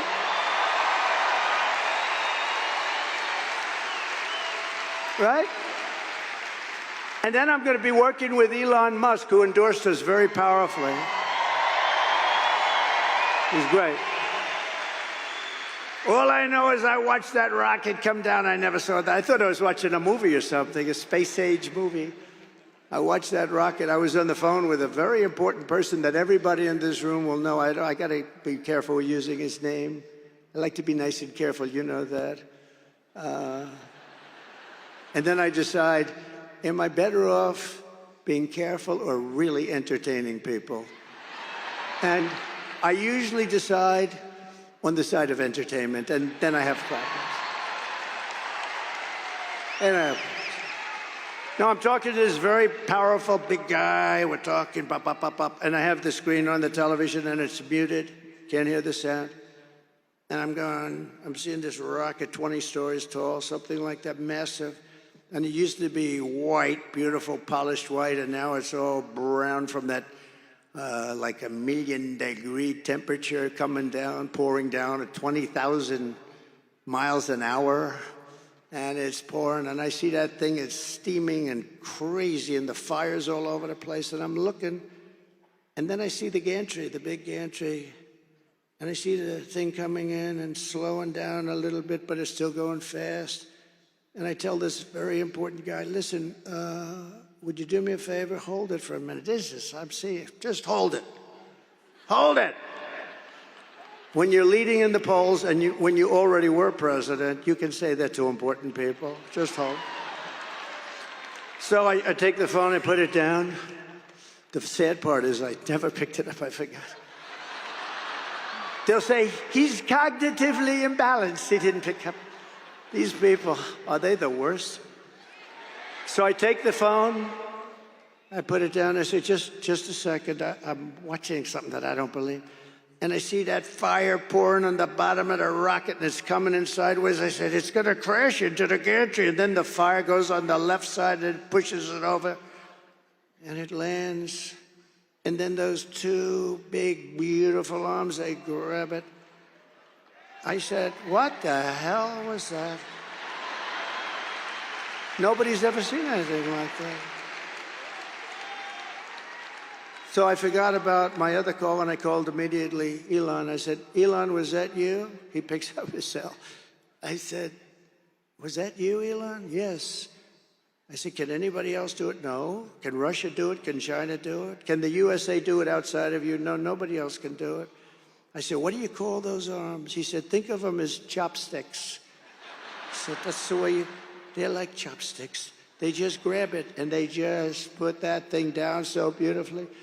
I said, that's great. So he's great. He gave me the most beautiful, you know where he is now? He's working in Pennsylvania, trying to get us lots of votes because he thinks it's so important. He's campaigning. Because he said this is the most important election in our lifetime. And if Trump doesn't win the election, our country is potentially ruined. I mean, he's as strong as anybody I've ever seen. And we have to say, this is a seriously smart guy, right? You know, he helped us so much with the hurricanes because North Carolina had no communication whatsoever. And I was there early, and I met one of the people that are in charge. And they said, all our wires are down, and people are dying. A tremendous amount of people missing and dying, and the horrible thing. What a horrible hurricane that was. It was a water hurricane, more water than we've ever experienced from one storm. And it created rivers out of valleys. I mean, rivers that were 25 feet high and running down like rapids. It destroyed just about everything. And they had no communication. And the gentleman said to me, is there anything you can do? Do you know a man named Elon Musk? I said, I happen to know him. What's the problem? Could he get us Starlink? We're trying to get it. Nobody can get through. Starlink, you couldn't get it because it's very successful. So I called Elon. I said, Elon, whatever the hell Starlink is, can you do me a favor? Can you get it to North Carolina? They need it so badly. And then we talked just for a couple of minutes. And the guy wires me, thank you very much for getting Starlink. I'm still on the phone with Elon. He said, sir, thank you very much for the Starlink. They said it's coming right away. I said, Elon, we didn't even hang up. How the hell did you do that? He said, that's my secret. He's really a great guy. And he gives up a lot. He gives up a lot.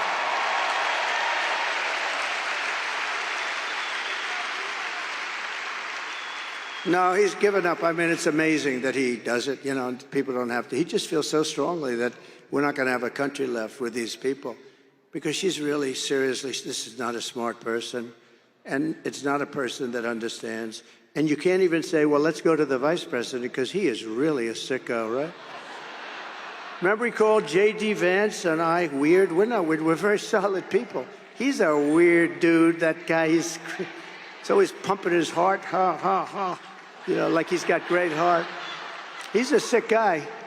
You got both of them. I don't know who the hell is worse. Well, she did one thing that's very smart in the world of politics. She got herself the worst person possible to be vice president. You understand that? Worst. So bad that they'd probably leave her. I don't know. And by the way, how good is J.D. Vance? How good is she? Right?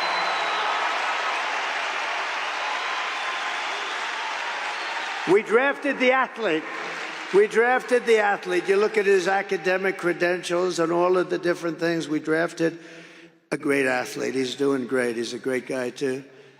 So working with Elon Musk, I will cut a record number of job-killing, unnecessary regulations, which will blow your mind when you see how many. And on day one of the Trump administration, I will terminate Kamala's insane electric vehicle mandate, and we will end the Green New scam once and for all. Once and for all. And we will quickly again, we were never energy independent until I came along. We were energy independent. We went from number 4 to number 1 in a couple of years. We have more liquid gold under our feet than Russia or Saudi Arabia. I got Anwar approved. It's as big, potentially, as Saudi Arabia. In the first week in office, crooked Joe Biden probably made a deal.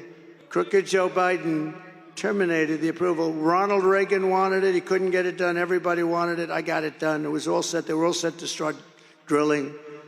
One of the biggest finds anywhere in the world, as big, they think, as Saudi Arabia. And in the first week, they terminated it. We will have that unterminated so fast. Alaska. But we will quickly become energy dependent again. We weren't energy independent before that. To anybody's recollection, we weren't energy independent before that for maybe 100 years. They don't know if at any time, but we were, and we will quickly become energy independent, and we will frack, frack, frack, and drill, baby, drill. We're gonna drill, baby, drill, and frack, frack, frack. Now, she's not gonna frack. Her whole life, she's talking about, there will be no fracking. There will be no fracking. And I will cut your energy prices in half within 12 months, 50%, half, 50. Starting in January, we will give our companies the lowest taxes, the lowest energy costs, the lowest regulatory burdens, and free access to the single best and biggest market on the planet. But it won't be that way for long. If we have stupid people like this running our country, you're not going to have the big market anymore. It can go very fast. Look at Venezuela. 15 years ago, it was an unbelievable country. Now it's a disaster. They can't get water. They can't get food. But what did Biden do? He starts buying oil from them. Do you believe it? And we have so much. So he's putting them back to health. Such a great move to do. They were ready to give up. We could have let the people go back into Venezuela. This guy, I tell you, the worst. Jimmy Carter is the happiest man because his administration is brilliant compared to these two losers. Jimmy Carter is a happy man. You saw him the other day voting. I think he voted for me. But only if they make their products here. This is it. Got to make their products. Everything is based on you got to make your products in America. No more making them in China, making them all over the place. And you got to hire American workers for the job. And if these companies don't make their products here, then they will pay a very stiff tariff when they send their products into the United States, where they're made by somebody else or some other country. For the privilege of competing with our workers and our cherished, but now very protected companies. We're going to protect these companies. We're going to have a lot of companies moving. You watch Detroit. Detroit, you know, for 40 years ago, I've been hearing about Detroit's coming back. Never came back. It'll come back so fast with a series of brilliant incentives that won't cost us anything, but most importantly, tariffs and taxes. Everybody's going to be moving back into the country because they're not going to want to pay. And one quick story, just a quick, should I say it or should I just get the hell out of here? One quick story. I thought you were going to say that. One quick story. So about a year and a half ago, the largest builder of auto plants, who I know, John, I said, I want to see one of your factories that you're building. He's the biggest. And he said, okay. I said, where would we go? Mexico. I said, I don't want to go to Mexico. What the hell do I want to go? I want to see one here. Well, we don't build them big here. He builds them all over the world. He doesn't care. He builds them wherever the hell they pay him. And that's, by the way, with companies, that's why they move out of our country in 2 minutes if they're not going to be given the right deal. So I said, no, I don't want to go to Mexico. I said, well, the big ones are built in Mexico. I'm sorry. I said, how big is it? The biggest in the world. They're going to build cars. Think of this. Thousands, millions of cars. They're going to sell them into the United States, destroy Michigan. If Michigan doesn't vote for me, I tell you, I'm going to make Michigan richer than anybody. I think even richer than you. I hate to say it. Michigan, we're going to bring back the whole car business, but you could get plants also, okay? Because I don't care. As long as they're in the United States, I couldn't care less. So I said, how big would that be? He said, they'll make more cars than all of the state, the entire state, much more than Detroit. These are big monsters. You press a button and it starts. It's unbelievable. And the biggest in the world. And I said, boy, I don't like that. That's going to kill him. So I started talking about it, and this plant that's being built, and everyone said, oh, it's not real. Well, it is. And then it was going to start. And then last week I spoke in front of the Economic Club of Detroit, and I spoke about cars, and I talked about this plant. And in the audience, just like right where you're sitting, sir, good-looking guy, stand up, please. Right you, that's right. Yeah, stand up. Right in your seat. That's where he sat. Right there. I looked in the audience, and who do I see? I see John. And I said, oh, I passed a message to him while I'm speaking, because this was more interesting to me than anything I was doing up there. And I said, I want to see you after. So I see him afterwards. I said, John, tell me something. How is that monster plant, and it's actually more than one, but this one monster, how's it doing? Sir, they've abandoned that plant. What? That's great news, you know, because it's going to kill us. What do you mean they've abandoned? They think you're going to be elected president. You're going to put tariffs on their cars, and they won't be able to make any money. They're going to lose their shirt. They've abandoned the plant. I said, that's the greatest thing I've ever heard. Marjorie, that's the greatest thing I've ever heard. So Michigan can now keep their car companies going. But in all fairness, those are old plants and stuff. Generally, we're going to give them the greatest new plants. We're going to give them plants that are going to be unbelievable. We're going to put the auto workers. You know, the auto workers want Trump. The Teamsters want Trump. Did you see the Teamsters? The rank and file of the Teamsters voted 62% for Trump. Never happened. Nothing like that ever happened before. The firemen nationwide voted for Trump. The firemen. Never happened before. Never happened before. But I will never apologize for defending America. I'm not going to do it. I will protect our workers. I will protect our jobs. I will protect our borders. I will protect our families. And I will protect the birthright of our children to live in the richest and most powerful nation on the face of the earth. And that's what we're going to have. Under Kamala,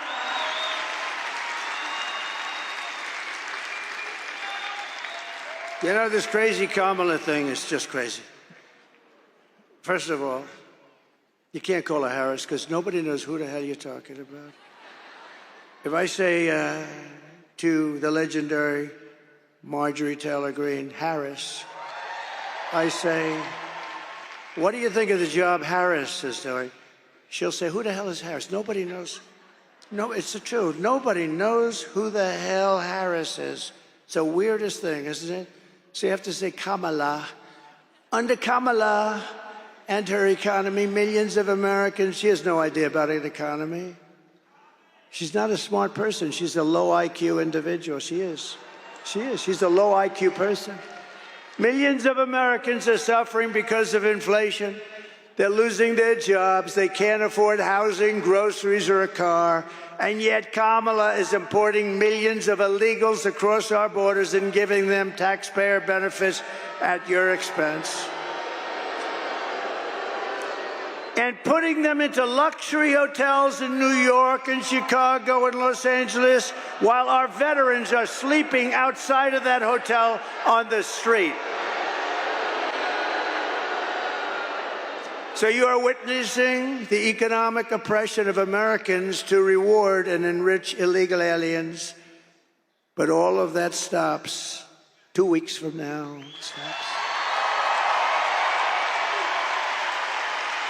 For 4 straight years, Kamala Harris has imported an army of illegal alien gang members and migrant criminals from prisons and jails, insane asylums and mental institutions from all around the world, from Venezuela to the Congo. You know, the Congo is a hot country now for us.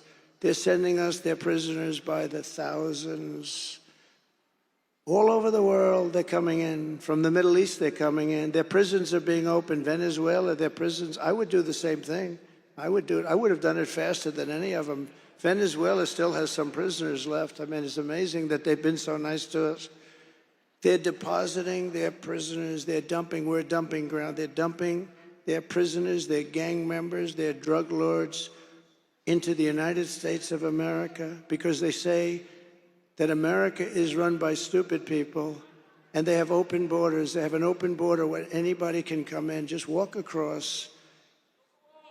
Historically, when you have swastikas on your forehead and swastikas all over your cheek and lots of other symbols all over your face, historically, that person isn't going to be a tremendous help to our economy. And yet they walk through They walk through that open border and probably say, man, are these people stupid? And then they start to kill. They kill. And we built over 500 miles of wall, and we were going to add 200 miles of wall, and it was already made as per specifications of the Great Border Patrol. They want steel, they want concrete, and they want rebar. I wanted just plank. I wanted concrete, beautiful, like long spans of I'm very good at construction, actually. I wanted long spans of concrete plank. They didn't want, they said you have to have steel because they cut through concrete too easily. We had a whole big deal. But we gave them just what they want. Even the anti-climb panel on the top. You know the big panel of steel? I hate it. I hate the look of it. But guess what? It's called an anti-climb panel for a reason. Put it up there. We have great stuff, very expensive to build, hardened concrete and hardened steel, very hard to cut, even with a blowtorch. I had a very hard time taking it down. And then I ordered 200 miles more, and we could have had it put up in 3 weeks to 4 weeks, and they didn't want to put it up. And then they started selling it for 5 cents on the dollar for steel, okay? And then she resettled these people into your communities all over America, and they're the roughest people. When I win on November 5th, the migrant invasion of our country ends and the restoration of our country begins.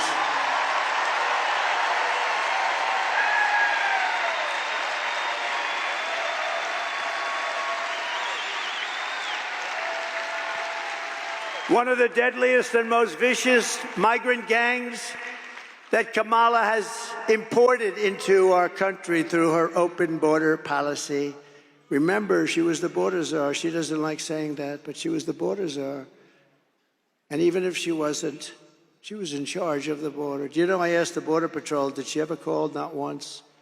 I spoke to the top 10 guys. Did any of you, I know them very well. They're phenomenal people, by the way. They want to have a great, strong border. They hate, you know, it's easier for them. Let them pour in. Who the hell needs to get hurt? Because it's a rough deal. These are rough people.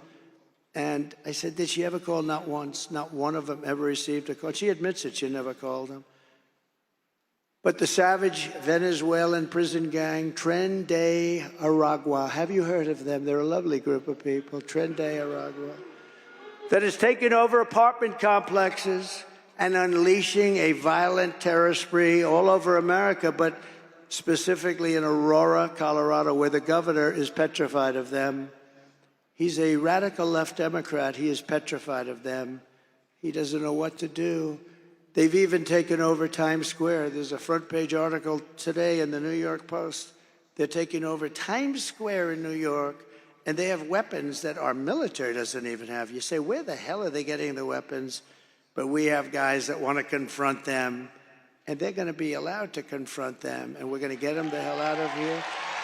Take a look at this little video.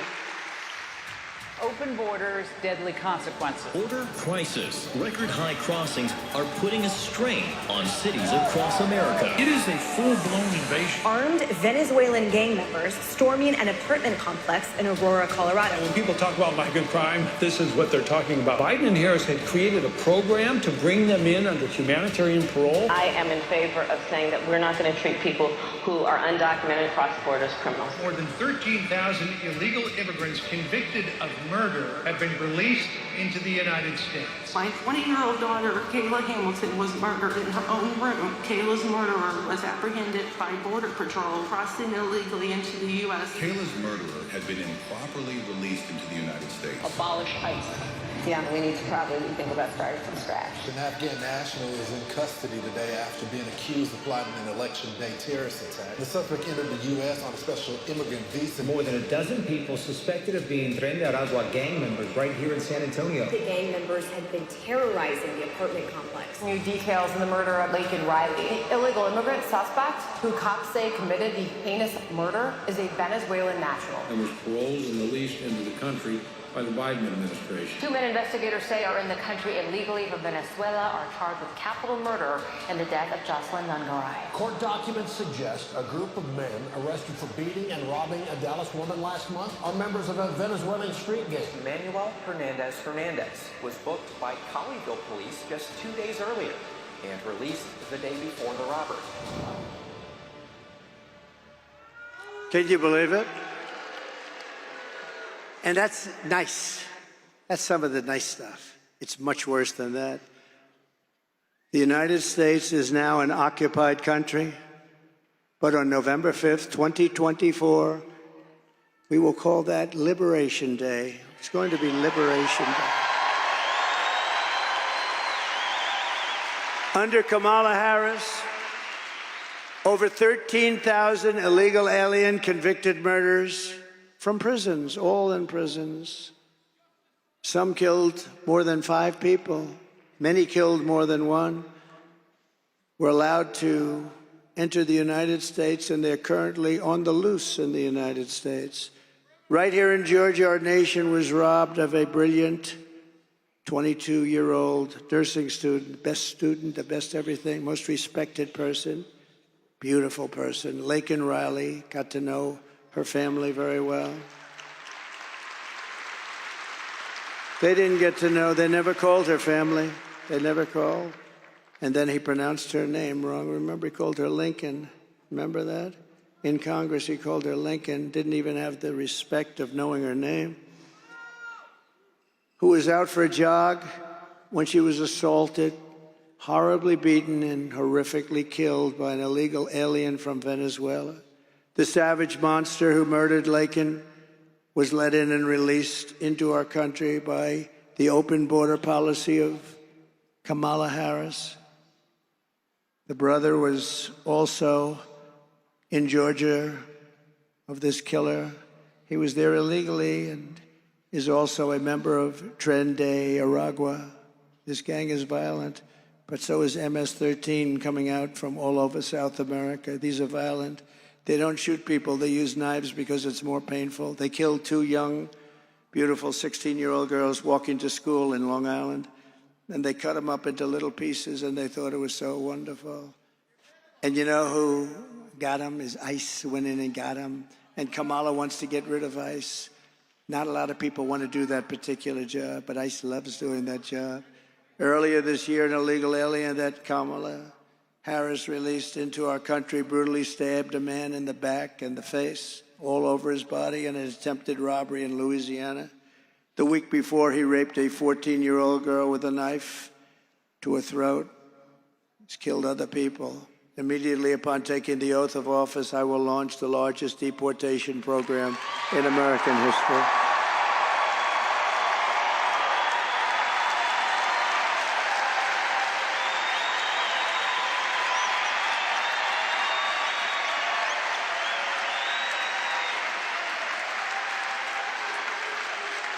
I will rescue every town across America, and every town is worried about it. Every town is. Look at Springfield, Ohio, beautiful Ohio. I love Ohio. I love Ohio. Look at Springfield, Ohio. A town, small city, but a town of 50,000 people. They've implanted 32,000 illegal migrants into the town. Nobody could survive that. They have to leave. They have to leave. I'm sorry. Nobody could survive that. A 50,000 person town, quickly 32,000 illegal migrants. They call them legal because they had a little trick, but it's illegal. I will rescue every town, and every town is petrified, even if they don't have them, because they know they're coming. They're heading for the towns. They're heading for the towns. Who could do this to our country? Who could do this? Who could do this to our country? It's only good if you are a politician thinking about running for office and running against them. That's about the only thing that's good for. Who could do this to our country? Who could allow this to happen to our country? I will rescue every town across America that has been invaded and conquered. and we will put these vicious, bloodthirsty criminals in jail or kick them the hell out of the country, and we'll do it very fast.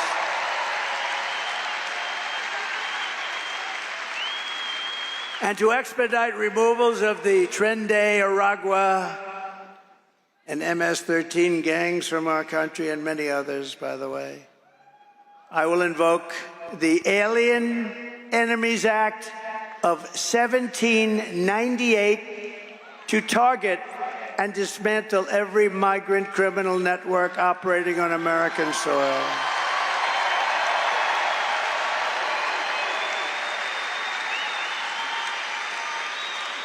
Think of that. We had to go back to 1798. That's when we had laws that were effective. 1798 we had to go back to. And if they come back into our country, it's an automatic 10 years in jail with no possibility of parole. Automatic if they come back into our country. And I'm hereby calling for the death penalty for any migrant that kills an American citizen or a law enforcement officer.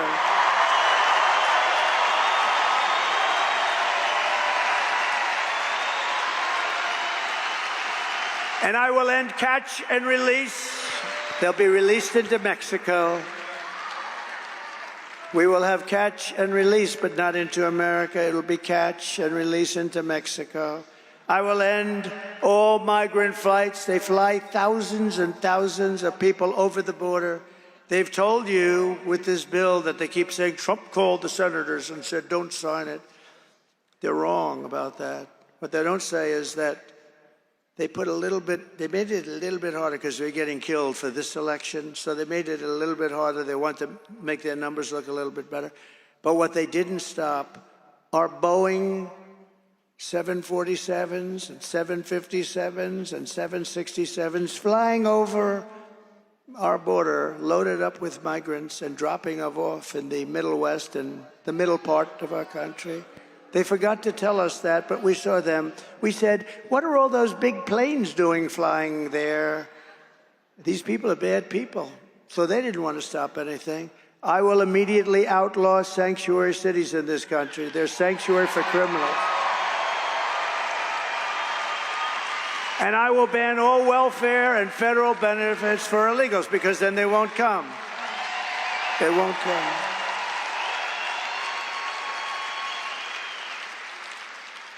I mean, Gavin Newsom, one of the worst governors in the history of our country.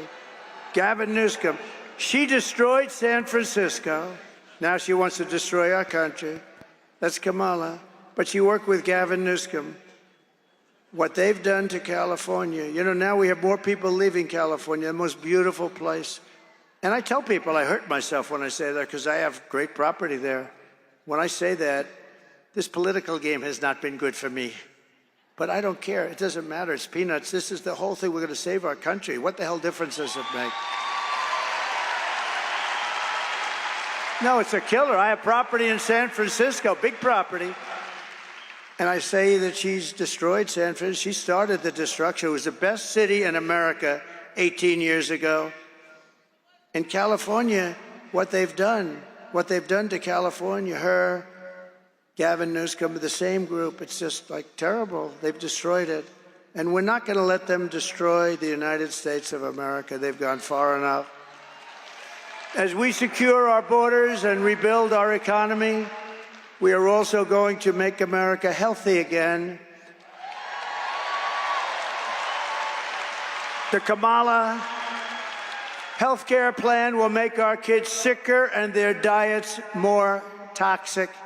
Under the Trump administration, we will get the toxic chemicals out of our food supply, and we will make our children healthy again. We will spend more money on healthcare than any other nation, but think of that. You know, we do. I don't know if you know. We spend more money by far than any other nation. But we have more chronic health problems also than any nation. More childhood diseases than we did just a generation ago. Millions of Americans are realizing that something is wrong. By getting this fixed, not only will we have healthier families, we will save trillions and trillions of dollars and bring down the cost of health care. With us tonight is the man who's going to help us get it all straightened out, Robert F. Kennedy, Jr.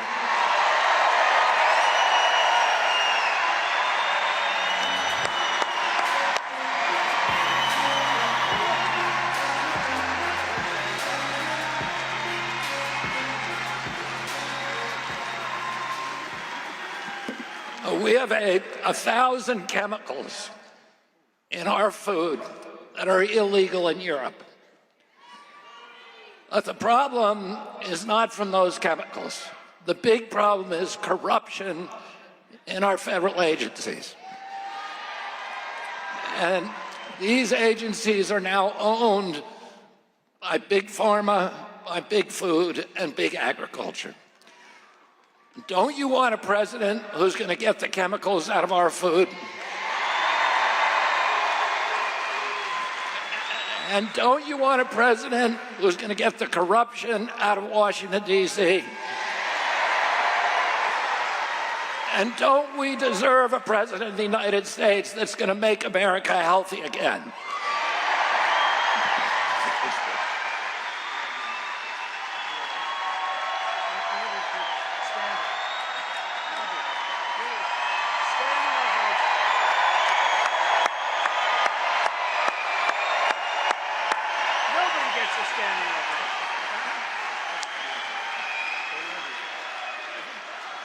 Thank you, Bobby.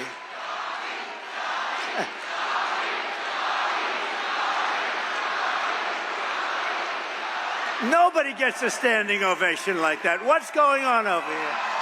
That's great, Bobby. Great. Thank you. Thank you. And as you know, Bobby's great mother, she was a great woman, Ethel, passed away, so our regards and condolences to the family. Thank you, Bobby. Our movement is bringing together Americans of all backgrounds who believe in freedom, democracy, and a thing called common sense. Much of it's common sense. Conservative, liberal, it's common sense. Let me also call up two other incredible patriots who want to help save our incredible country. Former Democrat presidential candidate Tulsi Gabbard. And, by the way, she just became a Republican.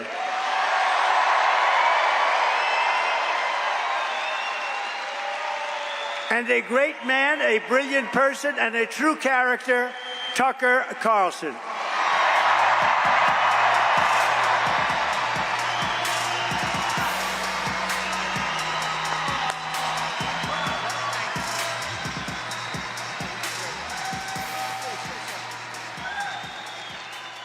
Something?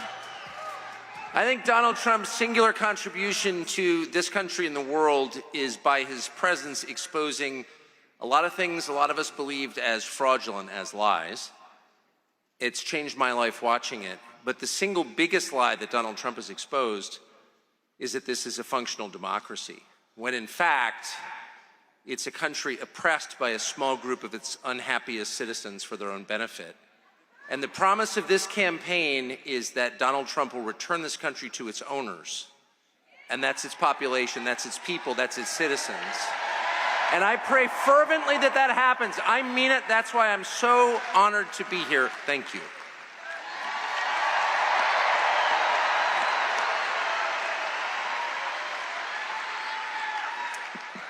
We have seen from the very beginning how much President Trump has been attacked, smeared, censored, the government weaponized against a candidate for president and a former president in ways that have never been seen in our country before. The reason why this has happened is because he is the sole person who has had the courage to stand up against the uniparty war machine in Washington and have the audacity to call for peace and an end to war.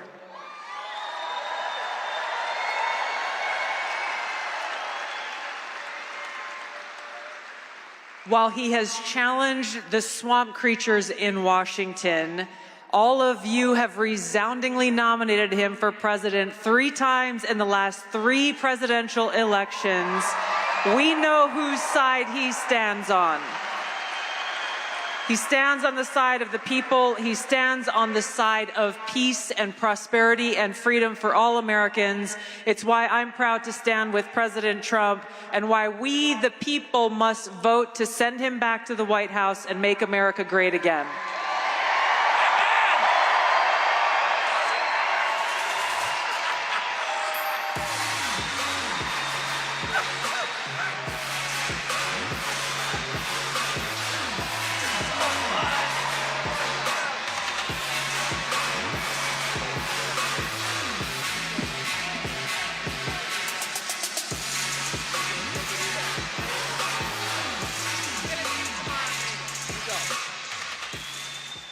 Great people. Great people. Thank you very much. That is a great group. That is some assemblage of talent. And very great honor to have them. Thank you very much. So we are running against the most radical, most incompetent, most unfit vice president in the history of our country.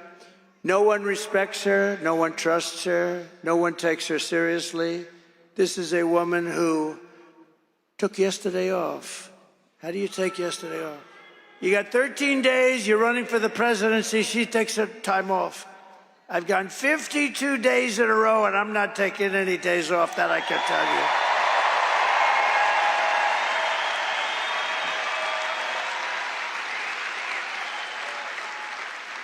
No, but she's, think of that. She's taking days off at levels not seen. I hear she's taking another one tomorrow or something.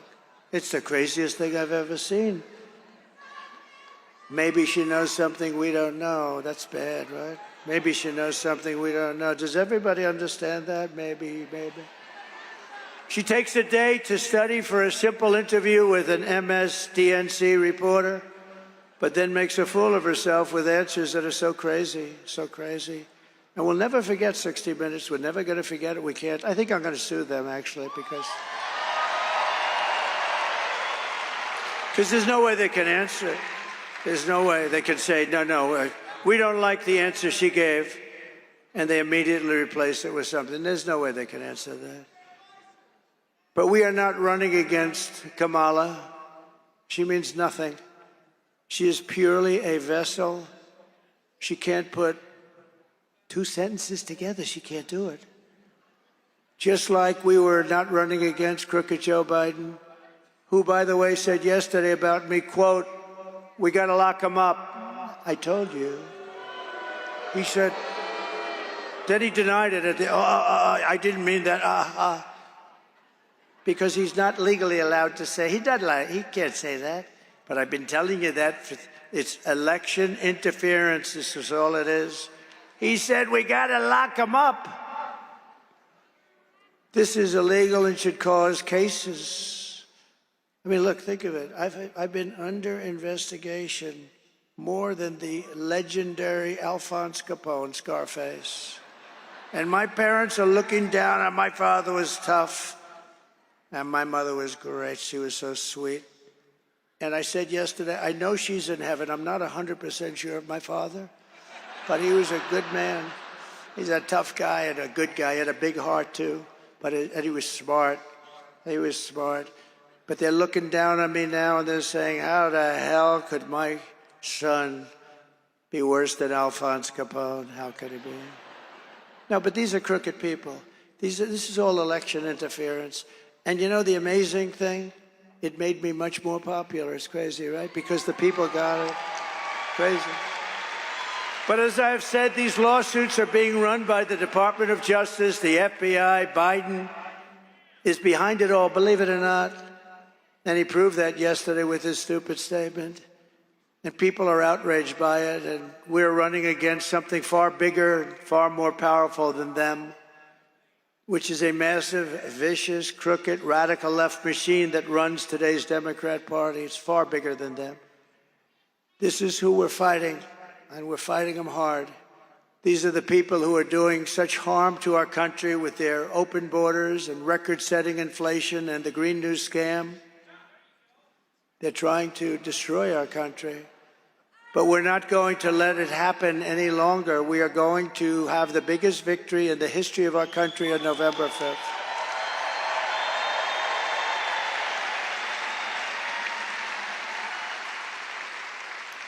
We are going to make America great again, November 5th. We are going to make America. Isn't it a beautiful expression, MAGA? Think of it.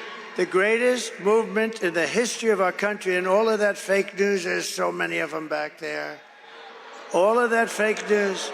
If it weren't true, they'd say, he said this and he said that. No, it's the greatest movement by far. You know, I was thinking the other day, there was a good man, Pat Buchanan. A lot of you forget. But he came in second in New Hampshire, and he built a huge career. We came in first in 38 different states. And then we won the presidency. And then we did much better the second time, getting millions and millions of votes more. And something very bad happened. But there is far more enthusiasm right now than for number one or number two by 50%. And you see that by the votes that are coming in at numbers that think of North Carolina. Their property is devastated. Their lives, in many cases, are ruined. Everybody said, if we get 50% of the vote, it would be a miracle. And it was Trump territory, I must say. It was mostly Trump. These are people that vote for me and the Republican Party. And what happens? They broke the all-time, think of it, the house is gone, some lost family members.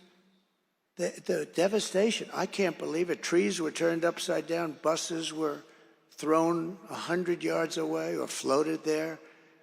The devastation was incredible. We really meant if we could get 50% of the vote, it would be amazing. We broke the all-time record. We've never had more votes from those areas than we did.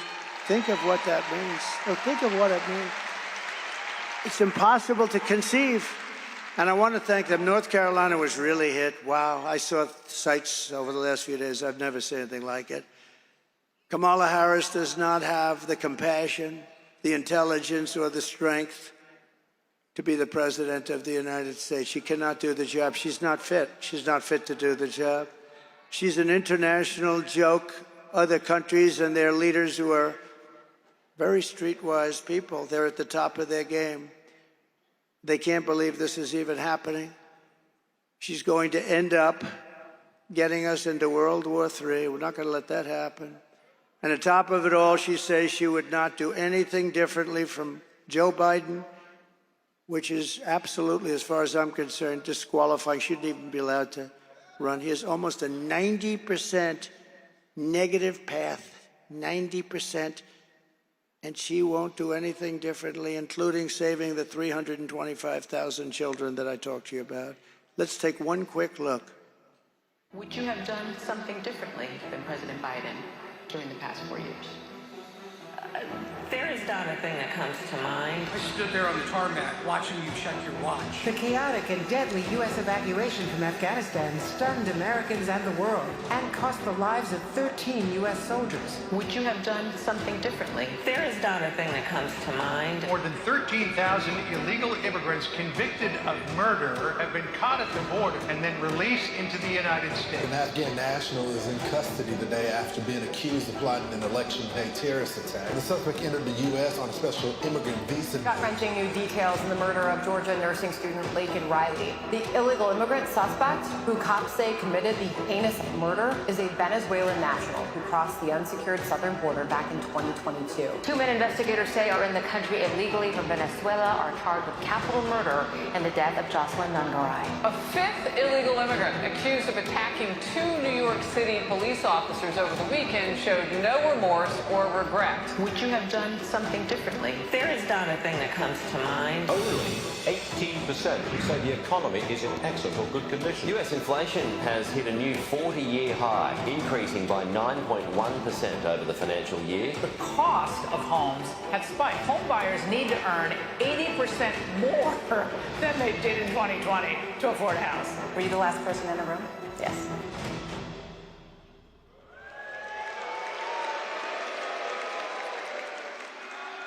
So in closing, here are the facts.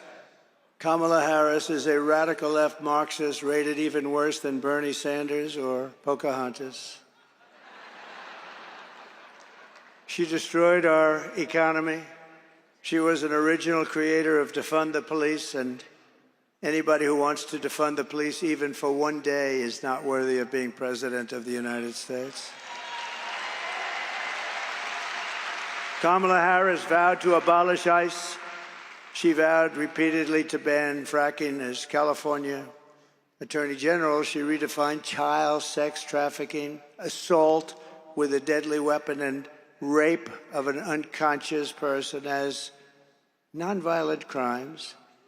She pledged to confiscate your guns. She will confiscate your guns 100%, and endorsed a total ban on handgun ownership. She even called for free sex changes for illegal aliens in detention if they call for it. Think of it. Illegal aliens in detention, they got caught. If they want to have a sex change operation, she's in favor of it. And all at taxpayer expense. And very importantly, and you saw that the other day, she lied about working at McDonald's. She'd never worked there. She's a liar. And she wants to turn our country woke. Take a quick look at this, because we had that toughest. And remember this, I defeated ISIS with our military. They're not going woke. They're not going woke. You little scumbag! I got your name. I got your ass! You will not laugh. You will not cry. You will learn by the numbers. Happy Pride. Happy Pride Month, and actually, let's declare it a summer of pride. So you're a killer? Sir, yes, sir! Let me see your war face. Sir, you got a war face? Ah! That's a war face. Now let me see your war face. Ah! Bullshit! You didn't convince me. Let me see your real war face. Ah!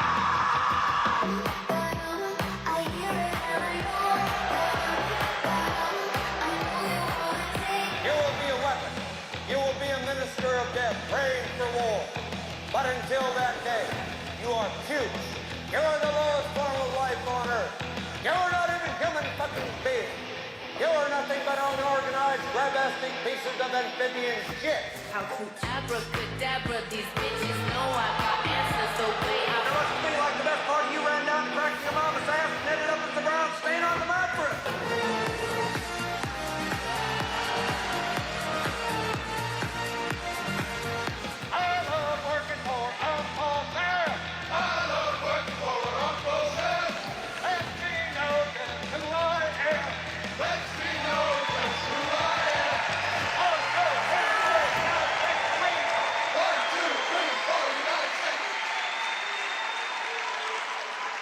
Thank you very much. So with your vote this November, we're going to fire Kamala Harris, and we are going to save our country. We're going to save America. With your support, we will cut your taxes, end inflation, slash your prices, raise your wages, and bring thousands of factories back to America and back to the state of Georgia. They're coming back. And it won't even take long. We will build American, we will buy American, and we will hire American. I will end the war in Ukraine. It should have never started. I will stop the chaos in the Middle East, and I will prevent World War III from happening. We were never closer than we are right now. We will crush violent crime and give our police the support, protection, resources, and respect they so dearly deserve. We will strengthen and modernize our military. We will build a massive missile defense shield over our country, all made in the USA. Why shouldn't we have one? And we will land an American astronaut on Mars in a very short period of time. We will rebuild our cities, including our capital in Washington, D.C., making them safe, clean, and beautiful again. We will teach our children to love our country, to honor our history, and to always respect our great American flag. We will get critical race theory and transgender insanity the hell out of our schools.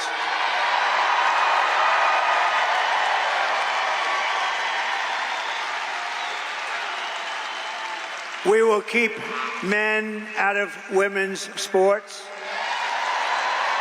I will defend religious liberty. I will restore free speech. And I will defend the right to keep and bear arms, our Second Amendment. After years of building up foreign nations, defending foreign borders, and protecting foreign lands, we are finally going to build up our country, defend our borders, and protect our citizens. And we will stop illegal immigration once and for all. It will be ended. We will not be invaded. We will not be occupied. We will not be conquered. We will be a free and proud nation once again. Everyone will prosper. Every family will thrive. And every day will be filled with opportunity and hope. But for that to happen, we must defeat Kamala Harris and stop her radical left agenda with a landslide that is too big to rig. Early voting is underway. Get everyone you know. Tell your husband, Harry, get out of that sofa, Harry, get out. Turn that damn football game off, Harry. You're going to vote, Harry. After all we have been through together, we stand on the verge of the 4 greatest years in the history of our country. That's what we're going to have. With your help from now until Election Day, we will redeem America's promise. We will put America first, and we will take back the nation that we all so love. We are one people, one family, and one glorious nation under God.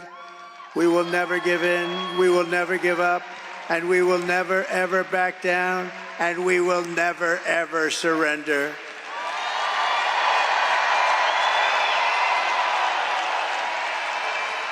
And together we will fight, fight, fight, and win, win, win. November 5th will be the most important day in the history of our country. You will be so proud of your vote when you look back in 25 years, 50 years, a long time. You're going to be so proud. And together we will make America powerful again. We will make America wealthy again. We will make America healthy again. We will make America strong again.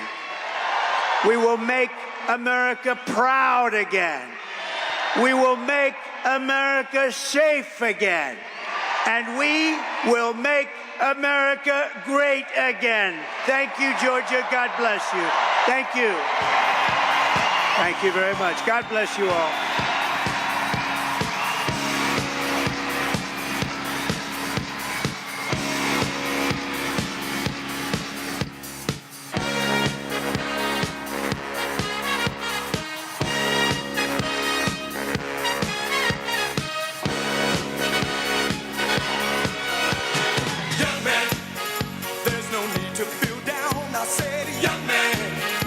Yourself off the